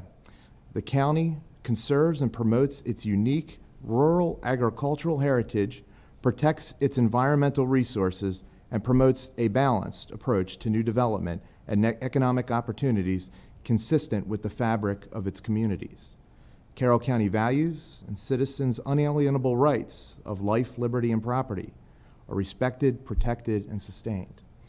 Our county has 15 goals, as discussed in Chapter 3, to achieve our vision. Starting with Chapter 1, Concepts and Intentions, the main principle of the 2014 Master Plan has been around since the original county plan, and that is to direct a majority of the new growth into our designated growth areas. Chapter 2, Interjurisdictional Coordination, Planning Process, and Community Involvement. The chapter discusses the town-county agreements that stipulate the services and understandings the county has between each of the municipalities. There is discussion about regional corporations such as the Baltimore Regional Transportation Board and the Baltimore Metropolitan Council, the Maryland Association of Counties, other counties from Maryland and Pennsylvania that adjoin Carroll County, and etc. We already spoke about Chapter 3, the vision statement and goals. Chapter 4, past, present, and future trends. This chapter provides a baseline for the development of the comprehensive plan. It includes information on population, housing, agriculture, schools, transportation, county services, and employment. For the Chapter 5, our water resource chapter, the purpose of the water resources element is to ensure that future county and municipal comprehensive plans reflect the opportunities and limitations presented by both local and regional water resources, water, wastewater, stormwater, and etc. This is important not only to future growth, but also existing development. For Chapter 6, Public Facilities and Services, providing public facilities and services for the health, safety, and general welfare of the county's citizens is a primary function of local government. To ensure demand does not place an undue burden on public facilities and services, a review process was put into place, collectively known as concurrency management. Concurrency management projects subject to concurrency management are evaluated at preliminary plan and final plan review to test if capacity of affected services and facilities are adequate, approaching inadequate, or inadequate. Public facilities subject to concurrency management include schools, roads and bridges, water and sewer services, police services, and fire and medical facilities. For Chapter 7, Transportation, the Carroll County's transportation system contains roadways, railways, trails, and an airport. Considerable sections of the local roadway network were constructed as part of new residential, commercial, and industrial development by the development community. The master plan mentions how a pedestrian facilities network of existing and proposed interconnected trails will provide both recreation and alternative transportation uses. More information can be found in the newly adopted 2019 Bicycle and Pedestrian Facilities Master Plan. The plan the chapter concludes by providing a list of planned roadway projects organized into 3 different categories and are mapped in the Plan Roads and Improvements map on on page 65 in the comp plan. For the housing element, housing variety allows our county's diverse population to secure housing that meets their needs throughout life and is essential for business development. For agriculture, preserving farmland in our county is essential for maintaining our heritage and quality of life. Continuation of the agricultural land preservation program is essential to meeting the county's longstanding goal of preserving at least 100,000 acres of ag land for future generations. For priority preservation areas, the priority preservation area element identifies areas of agriculture and forestry resource land that would support agricultural production and timber harvesting for present and into the future. The location of these areas are shown on the map on the slide. Chapter 11, Parks. Parks provide opportunities for enhanced quality of life and natural environments. Our county is well equipped with parkland, exceeding the minimum land acquisition of parks by nearly 60%. It should be noted that the need for recreational facilities and open space cannot be estimated simply on an acre per person basis. Rather, it must be addressed through a comprehensive and frequent review of the county's demographics and the types of facilities and statistics that local recreation councils indicate as needed. For Chapter 12, Heritage, our past gives the county our identity. We are not just any county USA. We are Carroll County, Maryland. Protecting our past is very important before it is gone. For the environmental resources portion, nearly every modification to our natural landscape, whether it is farming, construction of buildings, roads, sheds, patios, or decks, impacts the quality of our environmental resources, especially drinking water, water quality, and wildlife habitat. The Chesapeake Bay Total Maximum Daily Loads and Maryland Watershed Improvement Plan presents challenges to future land use decision-making. Reductions needed to achieve the Bay's total maximum daily loads are based on nutrient and sediment loads from not just new development, from existing development as well. For the mineral resources element, Chapter 14, to protect mineral resources from preemptive land development, the mineral resource recovery area and the viable resource area were created. To address potential impacts of mining operations on surrounding communities, the county developed site design controls, for example, setbacks, landscape requirements, noise and lighting restrictions, and a recovery plan mentioning what to do after the land has been fully extracted. For Chapter 15, the Employment and Economic Development chapter, for every property tax dollar for typical residential development, more than $1 is expanded by the county on services, especially school. That's why industrial, commercial, and agricultural land are so important, because the converse would be true for those than residential. After studies, areas within the county exhibiting the highest values for development are, number 1, in the 8 incorporated municipalities, number 2, the immediate environs of the municipalities, and 3, the Freedom area. More jobs occupied by county residents would equate to less roadway congestion and transportation costs, resulting in more income and tax revenue. And Chapter 6, the last chapter of our comprehensive plan, land use and growth management, the struggle to the county is to continue to direct the preponderance of new development and redevelopment activities into the 9 growth areas, where services and facilities are available but are constrained due to state and federal policies placing limitations on the county's ability to serve future populations. Just to reiterate what Linda mentioned, that this is the most implemented master plan that the county has had. Since the moment this plan was adopted, county staff, you all on the Planning Commission and the Board of County Commissioners immediately started implementation efforts. Just to go through implementation strategies, where we are, for number 1, distributing planning and development related information to make participation opportunities more easily accessible, the county has improved our website, social media, and webinar outreach. Number 2, our next implementation strategy is to work with the county delegation to seek funding for state highway projects and prioritize them with State Highway Administration. The county has participated in the Planning and Environmental Linkages Study for Maryland 32 and Maryland and the Maryland 26 Corridor Study. The county has also worked with the Maryland Department of Transportation to expedite improvements.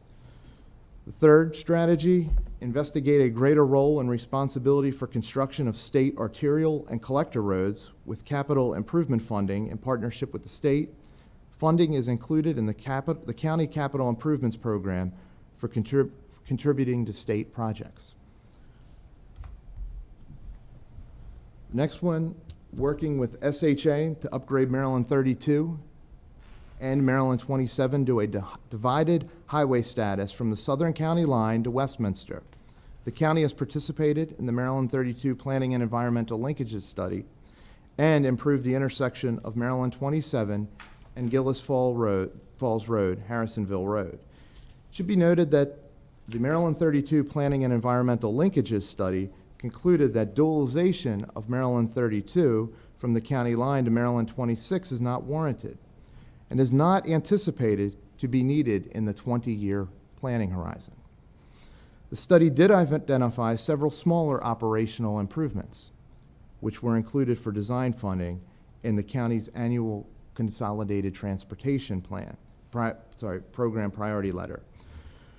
For maintaining and improving the level of service along state arterial roads through corridor preservation, capacity increase, and conveyance improvements, this will be addressed with the development of the County Transportation Master Plan. To calculate the accident rate based on most recent information from SHA and review the high accident intersection or roads to identify possible improvements needed is ongoing and will be addressed during the preparation of the Highway Safety Plan.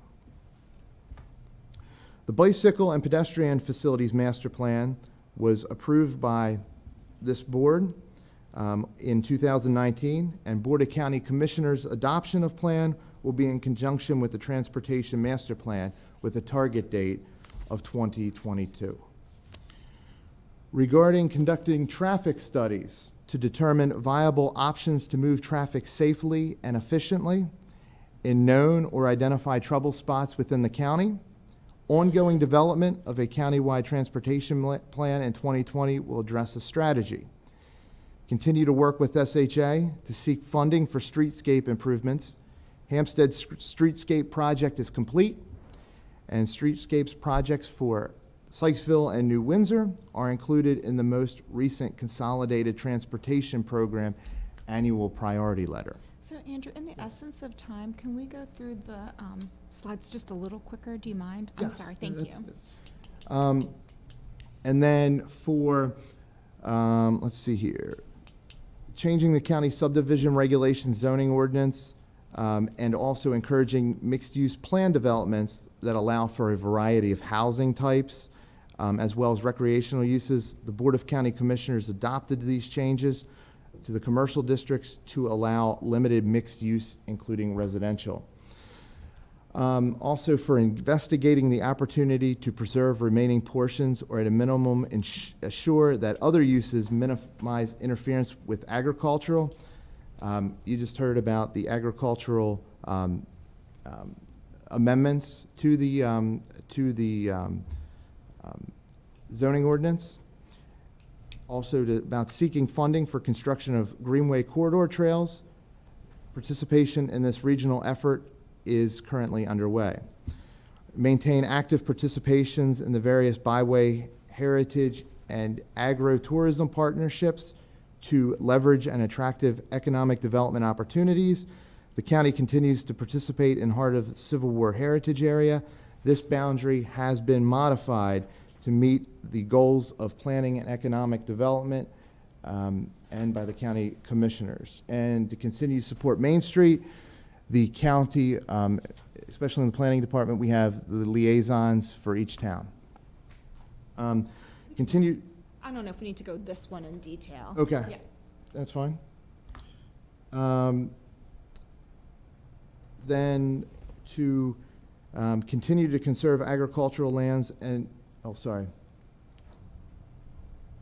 Sorry, I missed a slide, I apologize. To continue to ensure that development review process for industrial and commercial development is predictable and consistent. There was adoption and revisions to the land use codes to make them more efficient, particularly with fewer conditional uses. To ensure that development review process is business friendly, would be the continuation of the policy, and the zoning code updates and proposed revisions to Chapter 155 will strengthen this policy. To zone adequate commercial,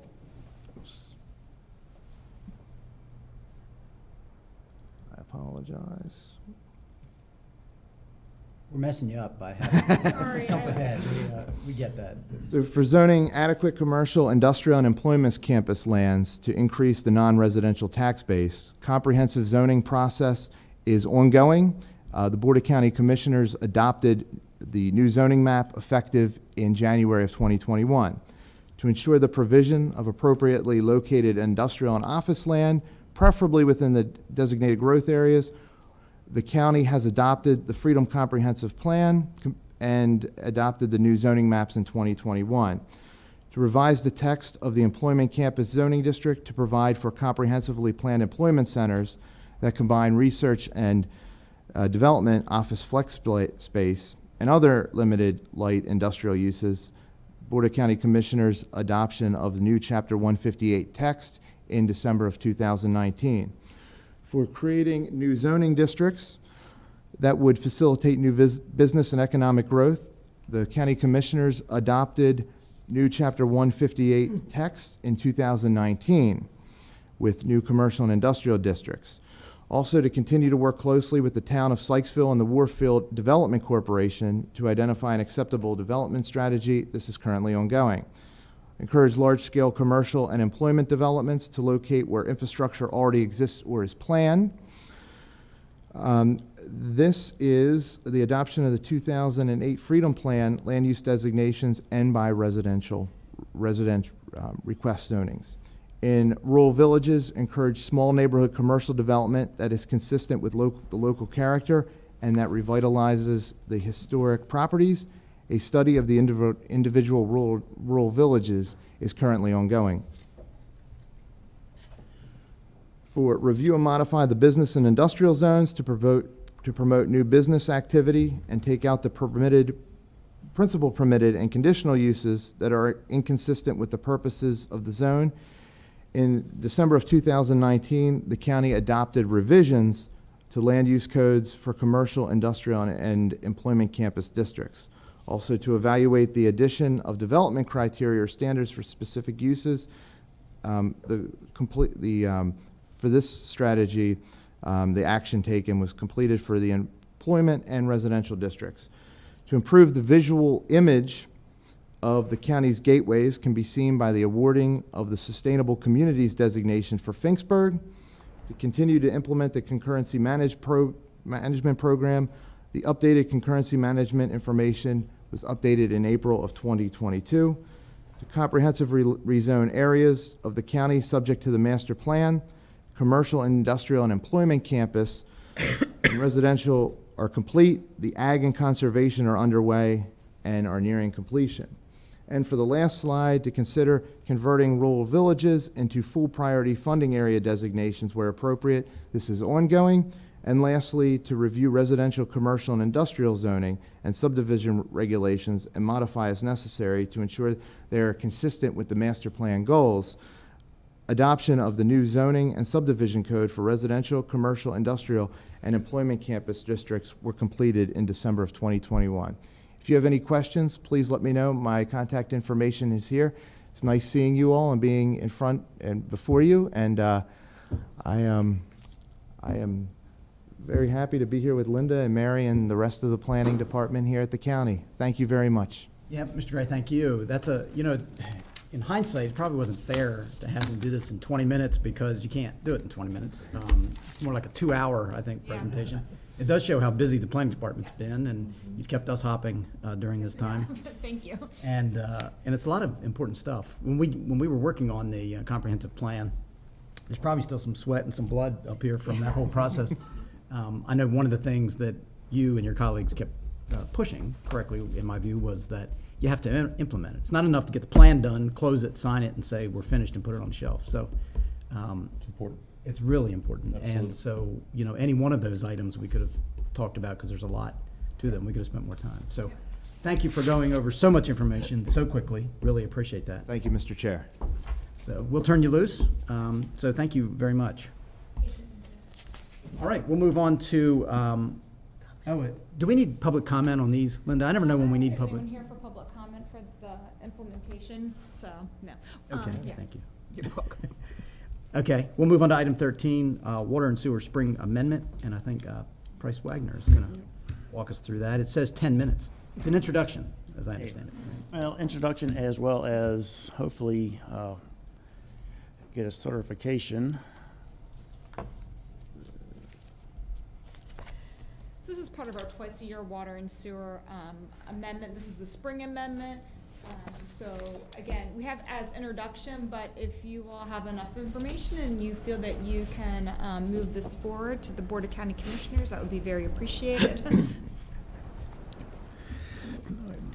Good morning. Good morning. As Linda has actually done briefly before, just sort of give a brief why we amend this plan, especially since we have some new members on the commission. There's the biannual amendments, which is what we're doing currently right now. So there's one in this fall and one in the spring. So those amendments pretty much occur to keep development and things flowing during the 3-year period. We do the triennial update aspect. The initiation of the amendments is either by an individual, a property owner, a town or system operator, so either one of the 8 municipalities, or in the case of Freedom Sewer, Water and Sewer, and the Hampstead Sewer, that'll be the county aspect. And sometimes staff could potentially implement an amendment, but mostly it's by individual or by town or service provider. So we have 2 amendments during this cycle. Union Bridge for the water and sewer service area and the Hampstead sewer service area. So the amendments for the sewer is map and table 32 amendments for the Hampstead sewer service area and Union Bridge. The one in Hampstead is particularly focused on the Industrial Development Authority, the IDA, and the Trenton Mill Farms Partnership. In essence, what this is doing is to bring the majority of the IDA from future service into priority service, to make those lands more marketable for the IDA and for those to be developed industrially. And then to move the Trent Mills farms not out of the service area, but to bring their actual usage from priority into future, as at this point in time, there is no plans for any type of development at all from the Trent Mills Farm Partnership. And it is our understanding from the town that the farmers at this point in time don't have any plans to ever want to do anything with those properties. And then finally, Union Bridge, 526 Green Valley Road and 536. This, you may, when you see the map, may recognize this actually is the solar facility that was going on in Union Bridge. These particular parcels, they're in the process of subdividing out the southern portion of the overall community solar farm that's going to go in. So first, here's the IDA. As you'll see, this is bringing everything in. This top portion right here actually is currently in future. We're just bringing that into priority right now. And then this portion was split on the southern portion of the property of the second parcel. So both these we brought into the total priority for the immediate marketing ability for the properties, and for them, should a industry come in, they'll be able to currently connect today. This is the Trenton Mills farm property. This is the property right now, which is shown in priority. We'll just move them into the future aspect, and the allocation that was estimated for this property can be utilized for some of the allocation on the IDA properties. So it's essentially a swap. Correct. There is a little bit of, there is no new demand being calculated. It is just swapping out a couple of those, and then what is the balance? It will be coming from future into the priority aspect, which is a very small amount. This area right here is the Union Bridge, and it looks kind of wonky. I did talk with the state, and there's 2 farmhouses on this property. The farm is roughly 35 acres that will be subdivided out. And talking with the state, there are a lot of environmental constraints and other features that would not allow for future development of the lower portion once it gets divided out. So this is literally for the 2 houses that are underneath that square. And then going up through there'll be a private easement going up through the solar facility. Then this will then tie into the existing area in Union Bridge. This is the overall map for Hampstead. As you'll see, the northern portion, northwest portion is now in priority, and the southeast portion, Trenton Mills Farm Partnership, is now going to be going into the future.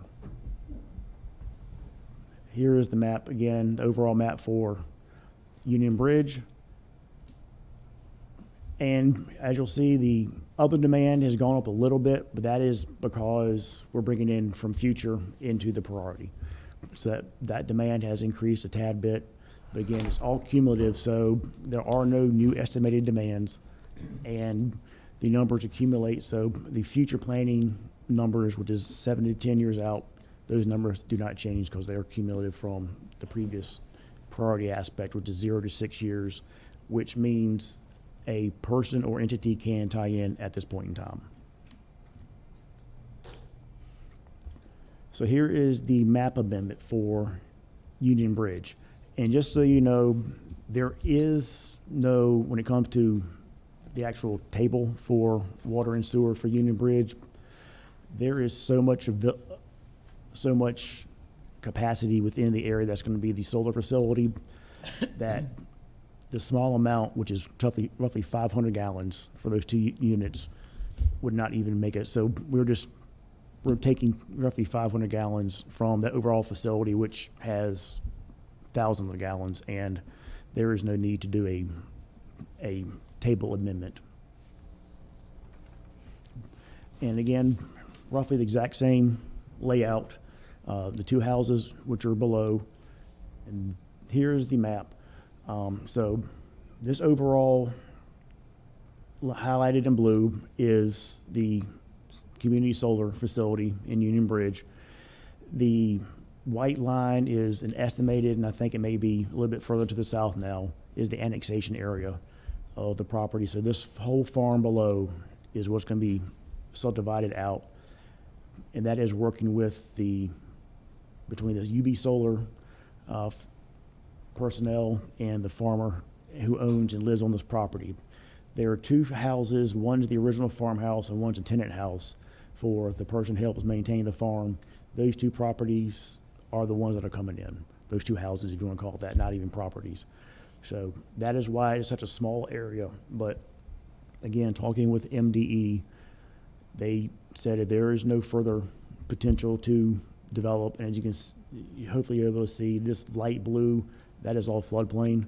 So there is a very small amount that, if any, that could actually be developed. So they are fine with the way this map is going to look. They've already reviewed it and they had no other further comments. Again, this is the Union Bridge portion of the water map. You're just bringing in that one small portion. Again, it'll be a private easement going up through the UB Solar property. And it actually will be a private line, which will be maintained by, my understanding is maintained by the UB Solar for the purpose of the farmer below. So what have we done so far? We've updated, as you see, I've seen the water and sewer maps, updated the table 32 for Hampstead, and then both Hampstead and Union Bridge planning commissions have certified consistency with their comprehensive plans.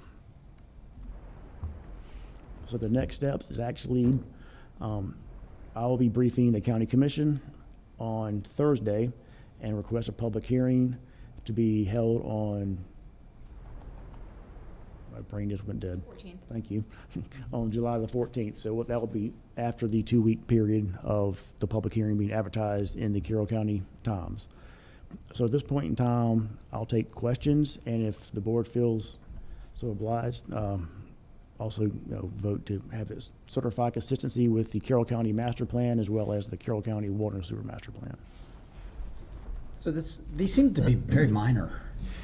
Yes, and it's, that's sort of the aspect of the amendment sort of cycle, and you're correct, they are very minor, especially the one for dealing with Union Bridge, but the process as stated in COMAR for water and sewer planning, this is sort of the process we need to go through versus having to wait for a triennial update every 3 years, because this, especially, let's say for the IDA properties, if they had to wait, then there'd be a potential that something could not potentially go in because they'd have to wait for that 7 to 10 years. Delay.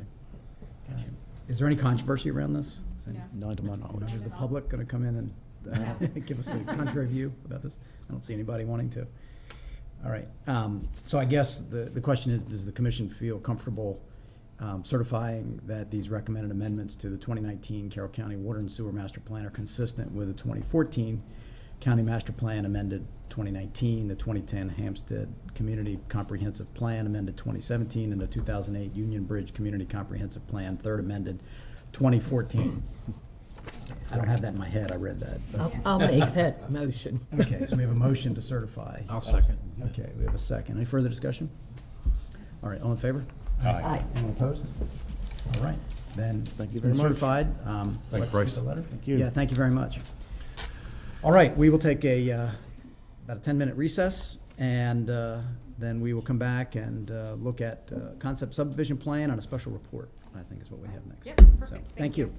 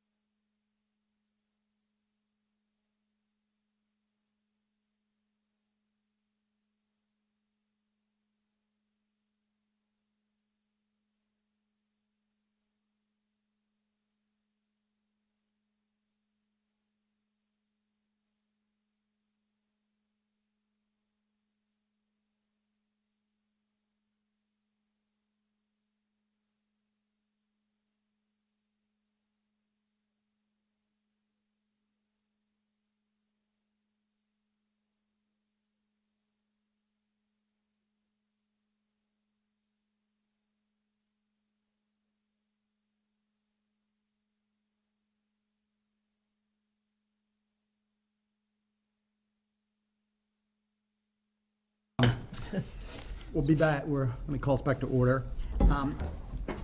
During the break, we were discussing the agenda, and I think what we've consensus around is the idea that we'll move forward with items 15 and 16. Recess is item 17. We're going to nix that, assuming the commission agrees. We'll go to 18, which is the Chapter 155 proposed amendments. But instead of going through all of that, Mr. Hine, I think, is going to give us a shorter presentation, and then we're going to reserve the discussion for our meeting next week. So that was the idea. We'll still have general public comment. So as a housekeeping matter, since we already had a motion to approve the agenda as presented, I'm requesting that we change the agenda that's been approved to delete item 17, a recess. Is there a motion that supports that? I move that we do that. We revise the agenda. Is there a I'll second. All right, any discussion? All in favor? Aye. All right. So item 17 is now deleted. And with that, we'll go to item 15, concept subdivision plan. It's matter number P19-0051, Braddock Estates, re-subdivision of section 3. Perfect. Good morning. Good morning. David Beecraft, your development review. As you mentioned, this is P-19-0051, Braddock Estates re-subdivision of Section 3. With me is the engineer for the project, who I'll let introduce himself. Morning, John Lemmerman with RTF Associates. And what this project is proposing is to re-subdivide an existing lot of record to create 2 additional residential lots. This is before you as a concept plan. There's no action required with this. So with that, we'll move right into it. So the property itself is located here, outlined in orange. This is Maryland 26. This is Maryland 27. Here's Braddock Road. And then here's Perry Road.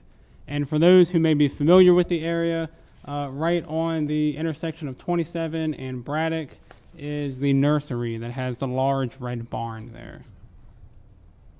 Okay, so the property itself, as I said, is an existing lot of record that's roughly 19 acres. It was recorded in Plat Book 17, page 94. The property, as you can see, currently hosts residential dwelling as well as outbuildings on the north side of the site. And the remaining section of site is currently used for agriculture. On the south side of the site, there is an existing stream that is encompassed around some trees. And the property itself and the adjoining property surrounding it is currently zoned R40,000.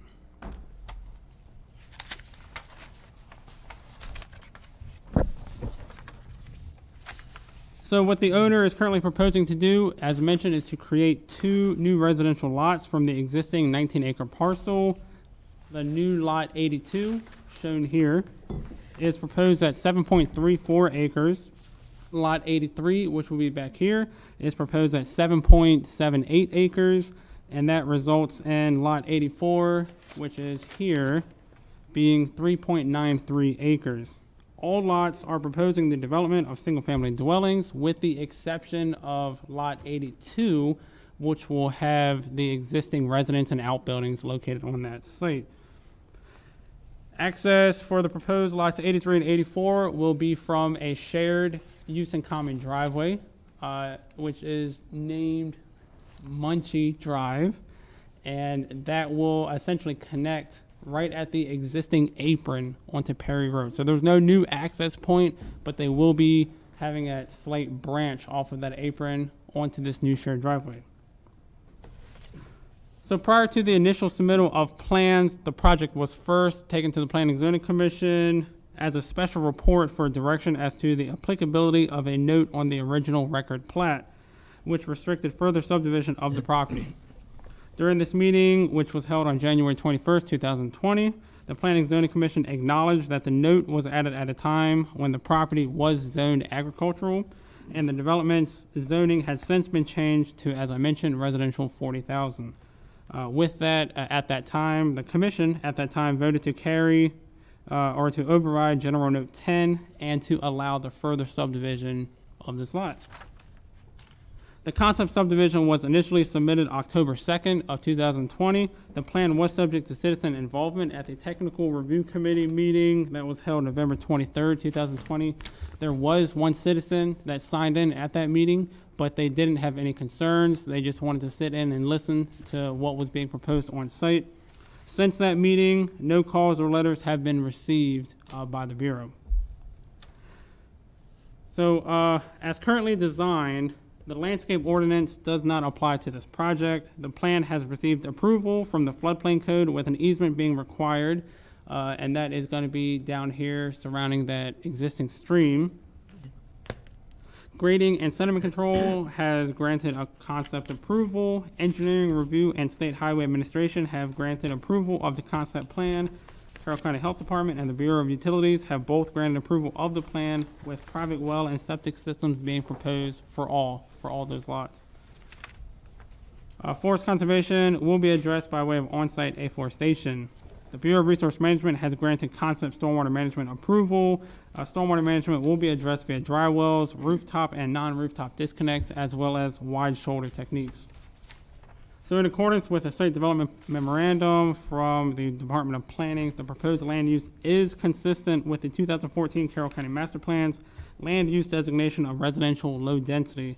The project is also consistent with the 2019 Water and Sewer Master Plan, both of those which I'm sure you are very familiar with now.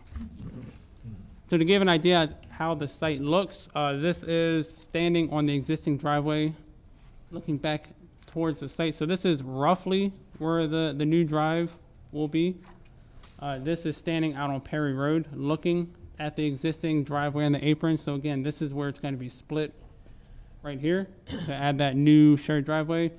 And this is standing further back on the driveway, looking back towards Perry Road.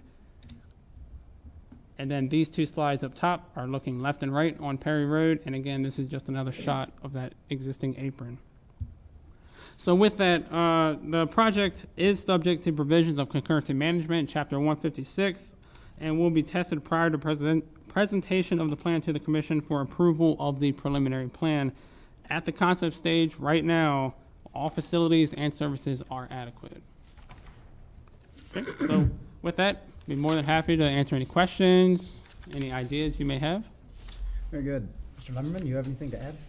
Thank you, David, for your explanations. The only thing I'd like to add is just, it's zone R40,000, but because of the being private well and septic and the environmental features, you know, they're a little larger lots than normally would be in that zone, but I think that would be the maximum potential that this overall property would have in the future.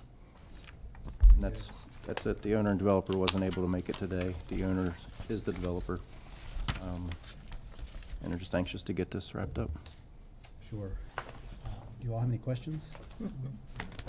I'm curious, I'm sorry, go ahead, Janice. No, I said it's pretty straightforward. We saw it Yep. basically before, so nothing. My concern with all of these plans that we see is the length of the driveway, and if we have an emergency vehicle go to the wrong address, and they have to back out of this thing. By having, I see the dog leg there, where they can pull in and turn around and come out. Is that the purpose of that? That is, yes, that is called an emergency vehicle turnaround, actually. Good. Any use in common driveway over 500 foot in length is, they're required to have a pullover halfway and a turnaround at the end. Good, okay, thank you. Yep. All right. Are there any members of the public that would like to comment on this? All right. It sounds like the consensus here is that this concept plan looks pretty straightforward. We're familiar with it to start with. We appreciate the presentation. So, good luck. All right, thank you. Thank Thank you. you. All right. So, that's the public. Yeah, there you go. For once. We'll move on to item 16, special report. It is labeled as GRO-21-0013 Meadow Branch Road realignment.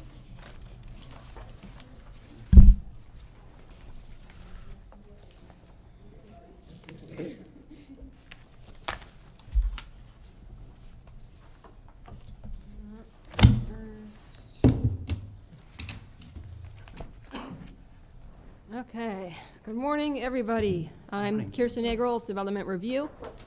And I have with me Adam from Delta Airport Consultants. What is your last name? Schweitzer. Schweitzer. Thank you. Okay. All right, we're here for something a little bit different than what David was just here for. We are here for a special report. Okay, we're here for a special report for Meadow Branch Road realignment. Now, this is a development plan that's in progress. It's a grading-only development plan. A little different than a regular site plan. It doesn't go through the same meeting process as a regular site plan would. It's a special, different thing for grading only. We're just moving dirt. So, in this case, we are doing a grading-only project to realign an existing public road. We're realigning Meadow Branch Road here. I'm not sure if you can see with the label on there, but this is Meadow Branch Road, as the title might make you believe. So this project is realigning Meadow Branch Road, but we're here again, not for approval. It's not a concept review that we're going to see later at final. This is a special report for a totally different aspect here, but we are seeking a action. So the road is public, like I said, and it's being changed, modified, realigned. So the state and county code both state that when a public facility, and it's in your booklet, your report, if you wanted to read the specific reference here.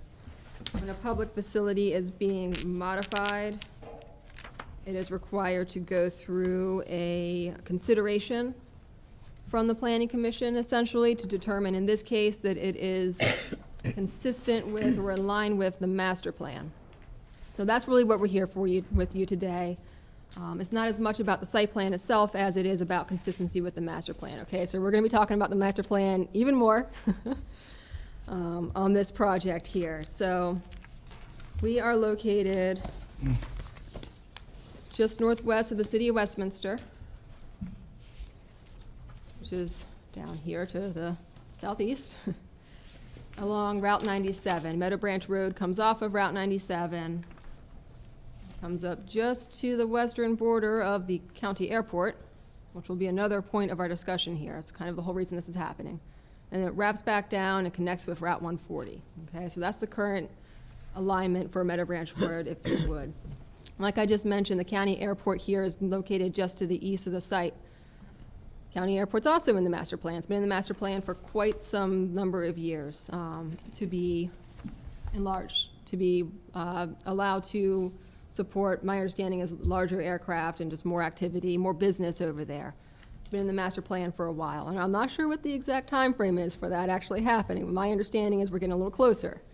And as a part of that actually happening, this Meadow Branch Road here, right next to it, you can actually see the runway right there. It needs to be moved out of the way. So the whole point of this is moving Meadow Branch Road out of the way just a little bit to accommodate the future expansion of the airport, which again is in the master plan and is part of the master plan. So Meadow Branch Road is moving. We've received grading-only plans for that. As part of the grading-only plan process, there's no planning commission final approval or anything that required, but we're here to you today, with you today, because the county code and the state code requires that it be approved by the planning commission, in this case, that is consistent with the master plan. This is the drawing here, a sketch, if you would, of what's being proposed. We've changed our orientation here, but you can see the runway up at the top, the existing road here, and between the runway and then the proposed road. It's essentially just shifting. It's just shifting further away. Again, it's all about accommodating the expansion. Is this FAA requirement for safety zone? Yes, I believe Adam could probably tell you all about that. Yeah, we're working with Delta. They are airport specialists. They know that inside and out. So, yeah, this is all required by what requirements are applied to this expansion for the airport itself. Now, here's where our discussion really happens here today. Meadow Branch Road, again, we're just shifting a little bit from where its existing alignment is. However, in the master plan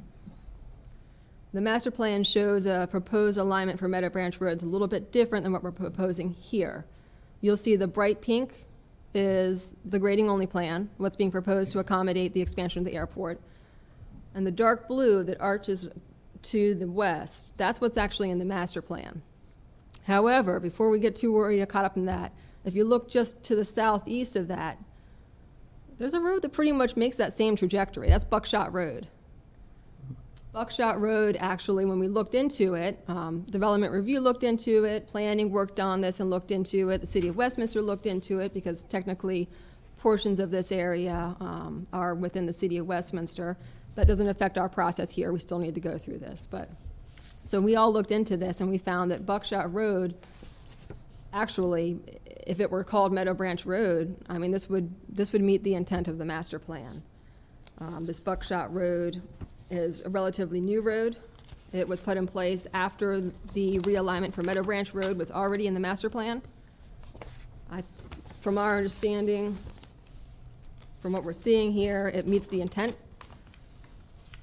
of the alignment for Meadow Branch Road, as it was stated in the master plan, which there are excerpts from that here in the report, that it was to be a significant conductor road between 97 North and 140. And that it's a major collector street between 97 North and 140. And it will shift the vehicular traffic to move more efficiently, as the radius as it turns 97 will be more gradual. Instead of coming up off of 97, coming all the way up here on Meadow Branch, making the sharp turn on Meadow Branch, coming back down, and then heading back to, when we looked into that, that's what our determination was and what our findings were, that the Buckshot Road meets those intents. In fact, if you look on the last page of your packet there, again, we worked with the planning office and the City of Westminster, that there's a memo from the planning office, and it gets a little bit in detail about something else that's going on in process right now that I'm sure you'll hear a lot about in the future too, the Transportation Master Plan.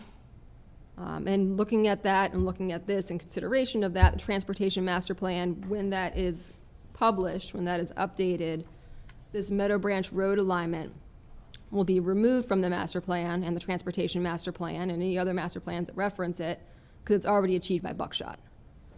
So with all that being said, there's a memo here that states essentially that this alignment is already achieved, and then when the master plans are updated, it will be removed from the master plans. With all that being said, the proposed alignment is already achieved. The proposed alignment through the grading only process in order to accommodate the airport expansion, which again is also in the master plan, and that's not changing. That this alignment here would be deemed inconsequential, essentially, to the master plan, as the objectives of the master plan's Meadow Branch Road alignment has already been achieved. It's just a matter of getting through the details and updating those documents now at this point, so that the Transportation Master Plan is published and then the master plan itself is updated to reflect that. So again, we're not here for approval of the plan. The plan's still in process, not quite to that point on that yet. But if you look at the end, removal from the master plan and the future expansion of the Carroll County Regional Airport as an objective of the master plan, staff recommends that the Planning Commission find the road alignment as consistent with the Carroll County Master Plan. So that would be our recommendation, and that's why we're here with you today. So, it's a lot. We've been talking about the master plan all day today, but if you've got more questions about it, I think that any of us here probably be able to piece together a response, or if you have questions about the plan itself, with this grading only, again, it's going through a separate process, but we can talk about that too if there were questions about that. Well, thank you. Thank you. Well, number one, we worked hard on the master plan, so it's good to talk about it. Yeah. Number two, so my understanding then, the grading alignment for Meadow Branch Road, the pink line, that's happening. That moves Meadow Branch Road. No. It doesn't move Meadow Branch Road? So on this map here, the green lines represent the roads that are existing. Okay, so Meadow Branch Road currently, it's pretty close, well, it's closer to the airport runway. Is it going to move to the than left? the pink line. It's shifting to the pink line. Okay. Okay, so that's all that's happened. You can see the trajectory is almost identical. This is the plan, this is a sketch of what's actually happening. So the crosshatch up there that's between the airport runways and the darker lines, That's the existing road. Right, so it's just gonna shift over to where the pink line is. It's just shifting That way down it over. still gives people access to their homes that are up further. Correct. And additionally, too, you can see the green lines again, it comes up and it sweeps down, and then it connects to what's called Meadow Branch Road again down there.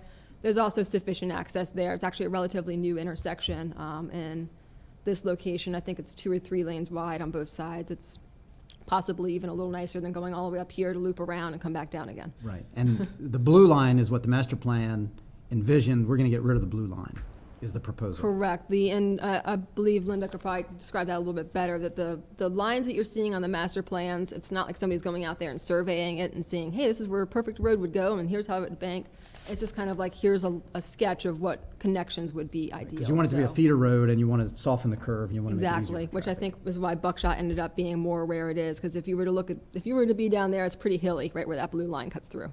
So instead of worrying about what the master plan said and having this curve softened on Meadow Branch, we look and we say, well, in the meantime, Buckshot Road has come along, and it satisfies the goals that we had set forth in the master plan about it being a significant collector road between 97 and 140, and it serves as a primary through movement for 97 industrial corridor as well as the residential development occurring in the area. And your position is that Buckshot accomplishes all of that.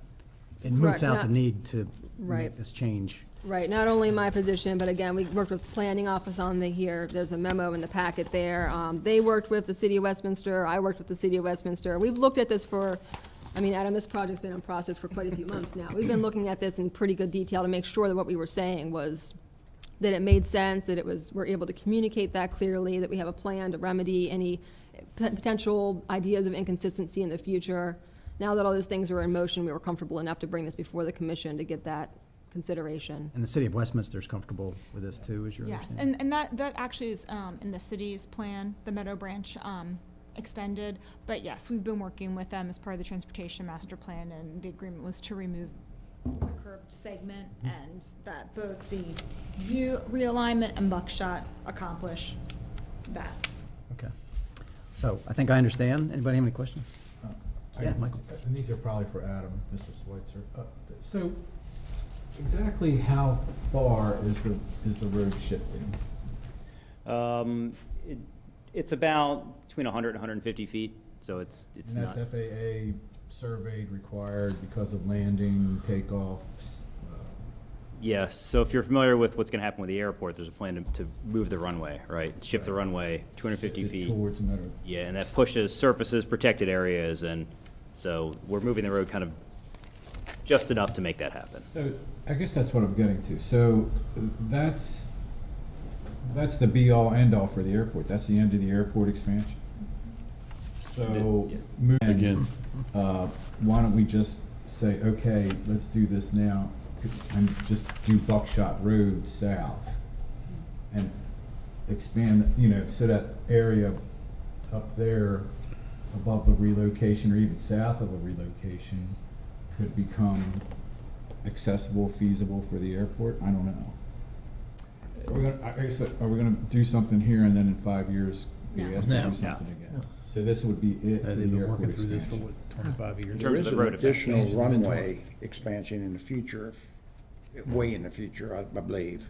Yeah, there's what they call the ultimate portion of that. That's the plus 20 Yeah, this years. is what, 400 feet This longer? is, the new runway will be 400 feet longer than the current one, but it's kind of over and it's displaced. Yeah, and then there's a potential down the road for more, but we're not even identified. Correct. That's the plus 20 year, what we call the So ultimate that- development. It's not the end of the airport, what you're saying, it can go larger later. It'll be a different board. We won't see it. We won't see it. Definitely. 2 boards from now. Thank you. Thank you. I would ask the speed there on Buckshot, and that turn, and people making a left-hand turn on the relocated road. Are we comfortable with all those things going on right there? So I will say that this sketch, this is from a year or two ago. The speeds might have been revised. I know that this intersection here has some different signage on it. So that's something that's being reviewed through the review process for the grading-only plan. I couldn't tell you what the speed limits are in those locations or what the exact traffic pattern looks like, but it is something that's being looked at through that review process. Any other questions? All right. Thank you for the presentation. Would one of you be inclined to make a, I'll take a stab at making Go a ahead. motion that the planning commission, that we find the road alignment as consistent with the county master plan. Is that all we need? Okay, we have a motion. Is there a I'll second? second. right? Yep. Okay, we have a motion and a second. Any further discussion? All in favor? Aye. Anyone opposed? Anyone abstaining? Thank you very much, everybody. Is there another, I mean, I see 2 action required here. Oh, is there another? On the front and at the end. No, that's just to introduce Okay. and then a recap. Okay, all right. Thank you. Thank you. I didn't ask if there was any members of the public that had any comment, but I don't see any more members of the public that have come in since last time I asked that question, so. We're good. She thought he was the member of the public. Yeah, I did, yeah. All right, thank you very much. We're going to skip the recess. We're going to move to item 18, That's in the spot drive, right? Chapter 155, proposed amendments. And Mr. Hine, you're going to give us a kickoff here, I think is what you referred to. Yeah, I'll kick off quickly, and then we'll get into the 3 hours of code discussion that, well, never, I'm sorry. Not today. Not today. So you've had a lot of discussion both today and that has been indicated over the past 5 or 6 years, all related to Chapter 158. And that's the primary code that kind of drives what's allowable from a zoning perspective. What we're here to kick off today with you is Chapter 155, which guides the site development and subdivision process. So David and Kirsten are going to give you a very brief overview of the types of changes that we've started, and then we will be here at the next meeting and dive into the details to talk through that process. And then once we work through the process with you all, then we'll be taking these back to the Board of County Commissioners for approval. So with that, I'll turn it over to David and Kirsten. I think that was a perfect introduction. So essentially what we're looking to do with this code change is we actually have 3 objectives here. So we're looking to absorb the development review manual into the code and add whatever's not absorbed into the code onto the website for accessibility. And I'm sure many of you may not even be aware that there is a development review manual. That's kind of the reason why we just want to have all of the code in one place within Chapter 155.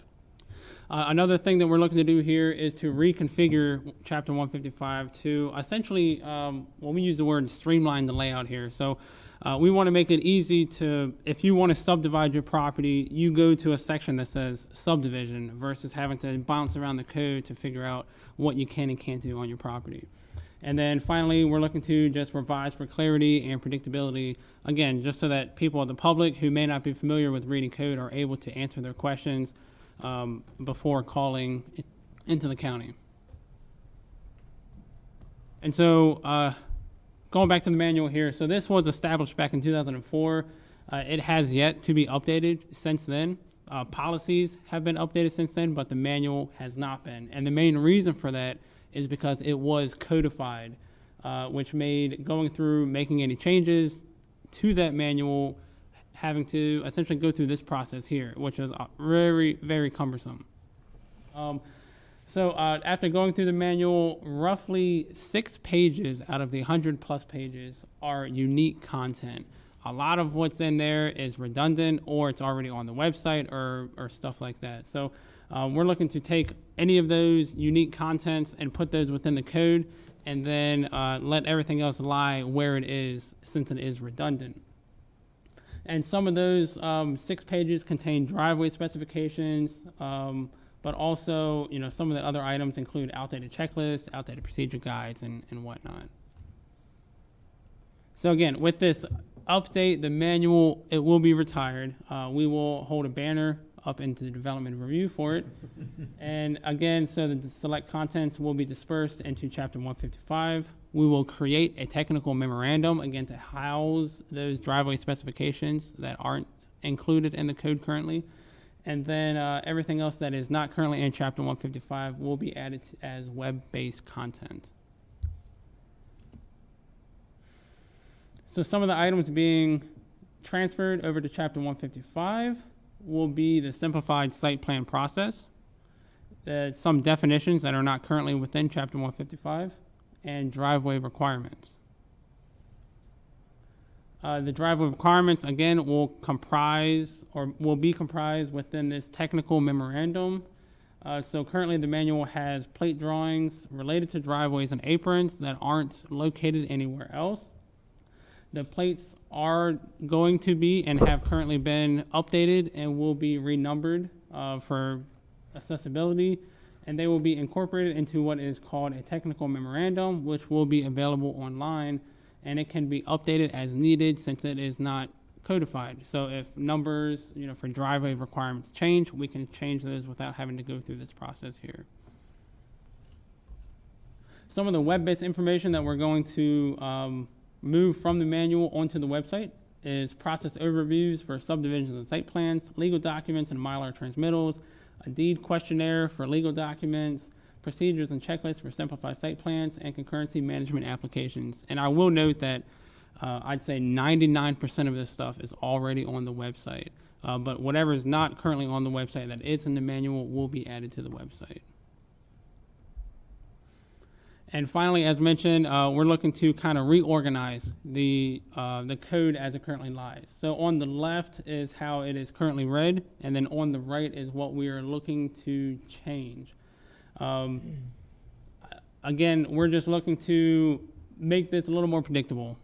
If you're going through the subdivision process, you may not want to go through the process section to search to figure out what is subdivision, what site plan.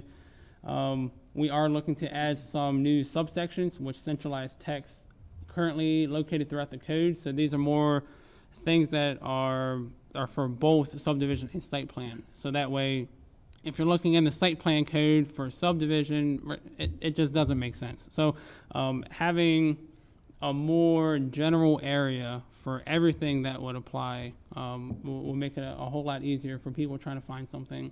And also there's some smaller changes, so changing particular areas to instead be specific areas, so that way it aligns more with the current zoning code, and then changing subdivision of land to just be subdivision, because essentially they're the same.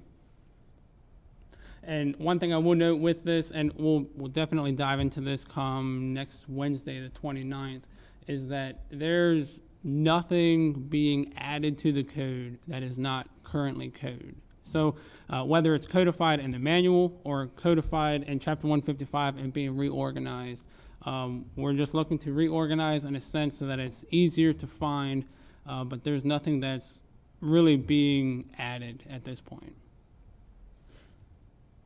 And so as Chris already alluded to, some of the next steps we have is present to Planning and Zoning Commission as many times as necessary to get consideration, comment, and recommendation to the Board of County Commissioners. At that point, we will present to the Board of County Commissioners for their consideration, comment, and approval. And then at that point as well, the updated code will be adopted and the technical memorandum will be added onto the website with those driveway specifications and whatnot. So that is a very brief overview, slightly over lunchtime. I hope your sugar didn't roll off yet. No, that was well done, well done. Any questions before we? I can't believe they want to streamline government. Radical, radical. And if I could just make one comment. So we did receive one public comment about the fact that we're going through this process of revising Chapter 155. And we are making the changes available on the website, so anybody can take a look at them and review them. We'll be sending out those changes to you all. But the comment and this came through social media, was that there was concern that we're doing a complete overhaul of Chapter 155. Because when you look at it, you see all sorts of strikeouts, all sorts of added and so on. And that's really just a function of if you move something within the code, it's struck out in one location, then added to another location. And so it looks like we're changing a lot, but really we're just moving something from one place to another. So I just wanted that to be clear. As David said, we're really not adding any additional code requirements, changing code requirements. This is much more of a reorganization process and for clarity. So just wanted to point that out. If you look here, this is, I know it's kind of blurry, it's kind of hard to see this. But if you look here, this middle section is subdivision in the proposed code. Well, this is subdivision land in the existing code. It's only like 5 or 6 items long versus what's probably 11 or 12. All of this, again, like David said, it came from somewhere else in the code. So you'll see a whole section of strikeout where we moved the cluster subdivisions. The whole thing's striked out like it's gone, but actually it just relocated. So when you open up the code to look at it, don't be overwhelmed. It's probably just moved somewhere else. What's a cousin of what we were doing earlier with conservation and ag? I mean, we've been through this process, so we're pretty familiar with it. I don't think, we won't be shocked. And I also want to make it clear that this isn't going to change anything under the Planning and Zoning Commission's purview. Everything process-wise is going to be exactly the same. We're still going to be presenting projects as we did earlier this morning. But again, this is more or less just to make it easier to read, make it easier for the public, and then also to get rid of the manual. Very good. Well, we appreciate your presentation today and also working with us so we can spend the time it requires and not be rushed, so we can put it on next week's agenda. Yes, absolutely. Thank you. And again, we'll be sending you directly links to this information online. If you wanted to access it elsewise, or if anybody else wanted to access it, if you just go to the county's website, if you look up land and resource management, you'll see it as an option on the left, the code reviews, okay? So Okay, good. it's We'll look available forward to there. talking about this next week. Thank you. The next item is general public comment. General public comment. Seeing none. The last item is item 20, which is adjournment. Is there a motion to adjourn? Make the motion that we adjourn. Is there a second? I'll second. All in favor? Aye. Opposed? We stand adjourned. And reminder, the next meeting is virtual for our Wednesday evening meeting. Thank you. Okay? Thank you all very much. Thank you. Thank you. Thank you.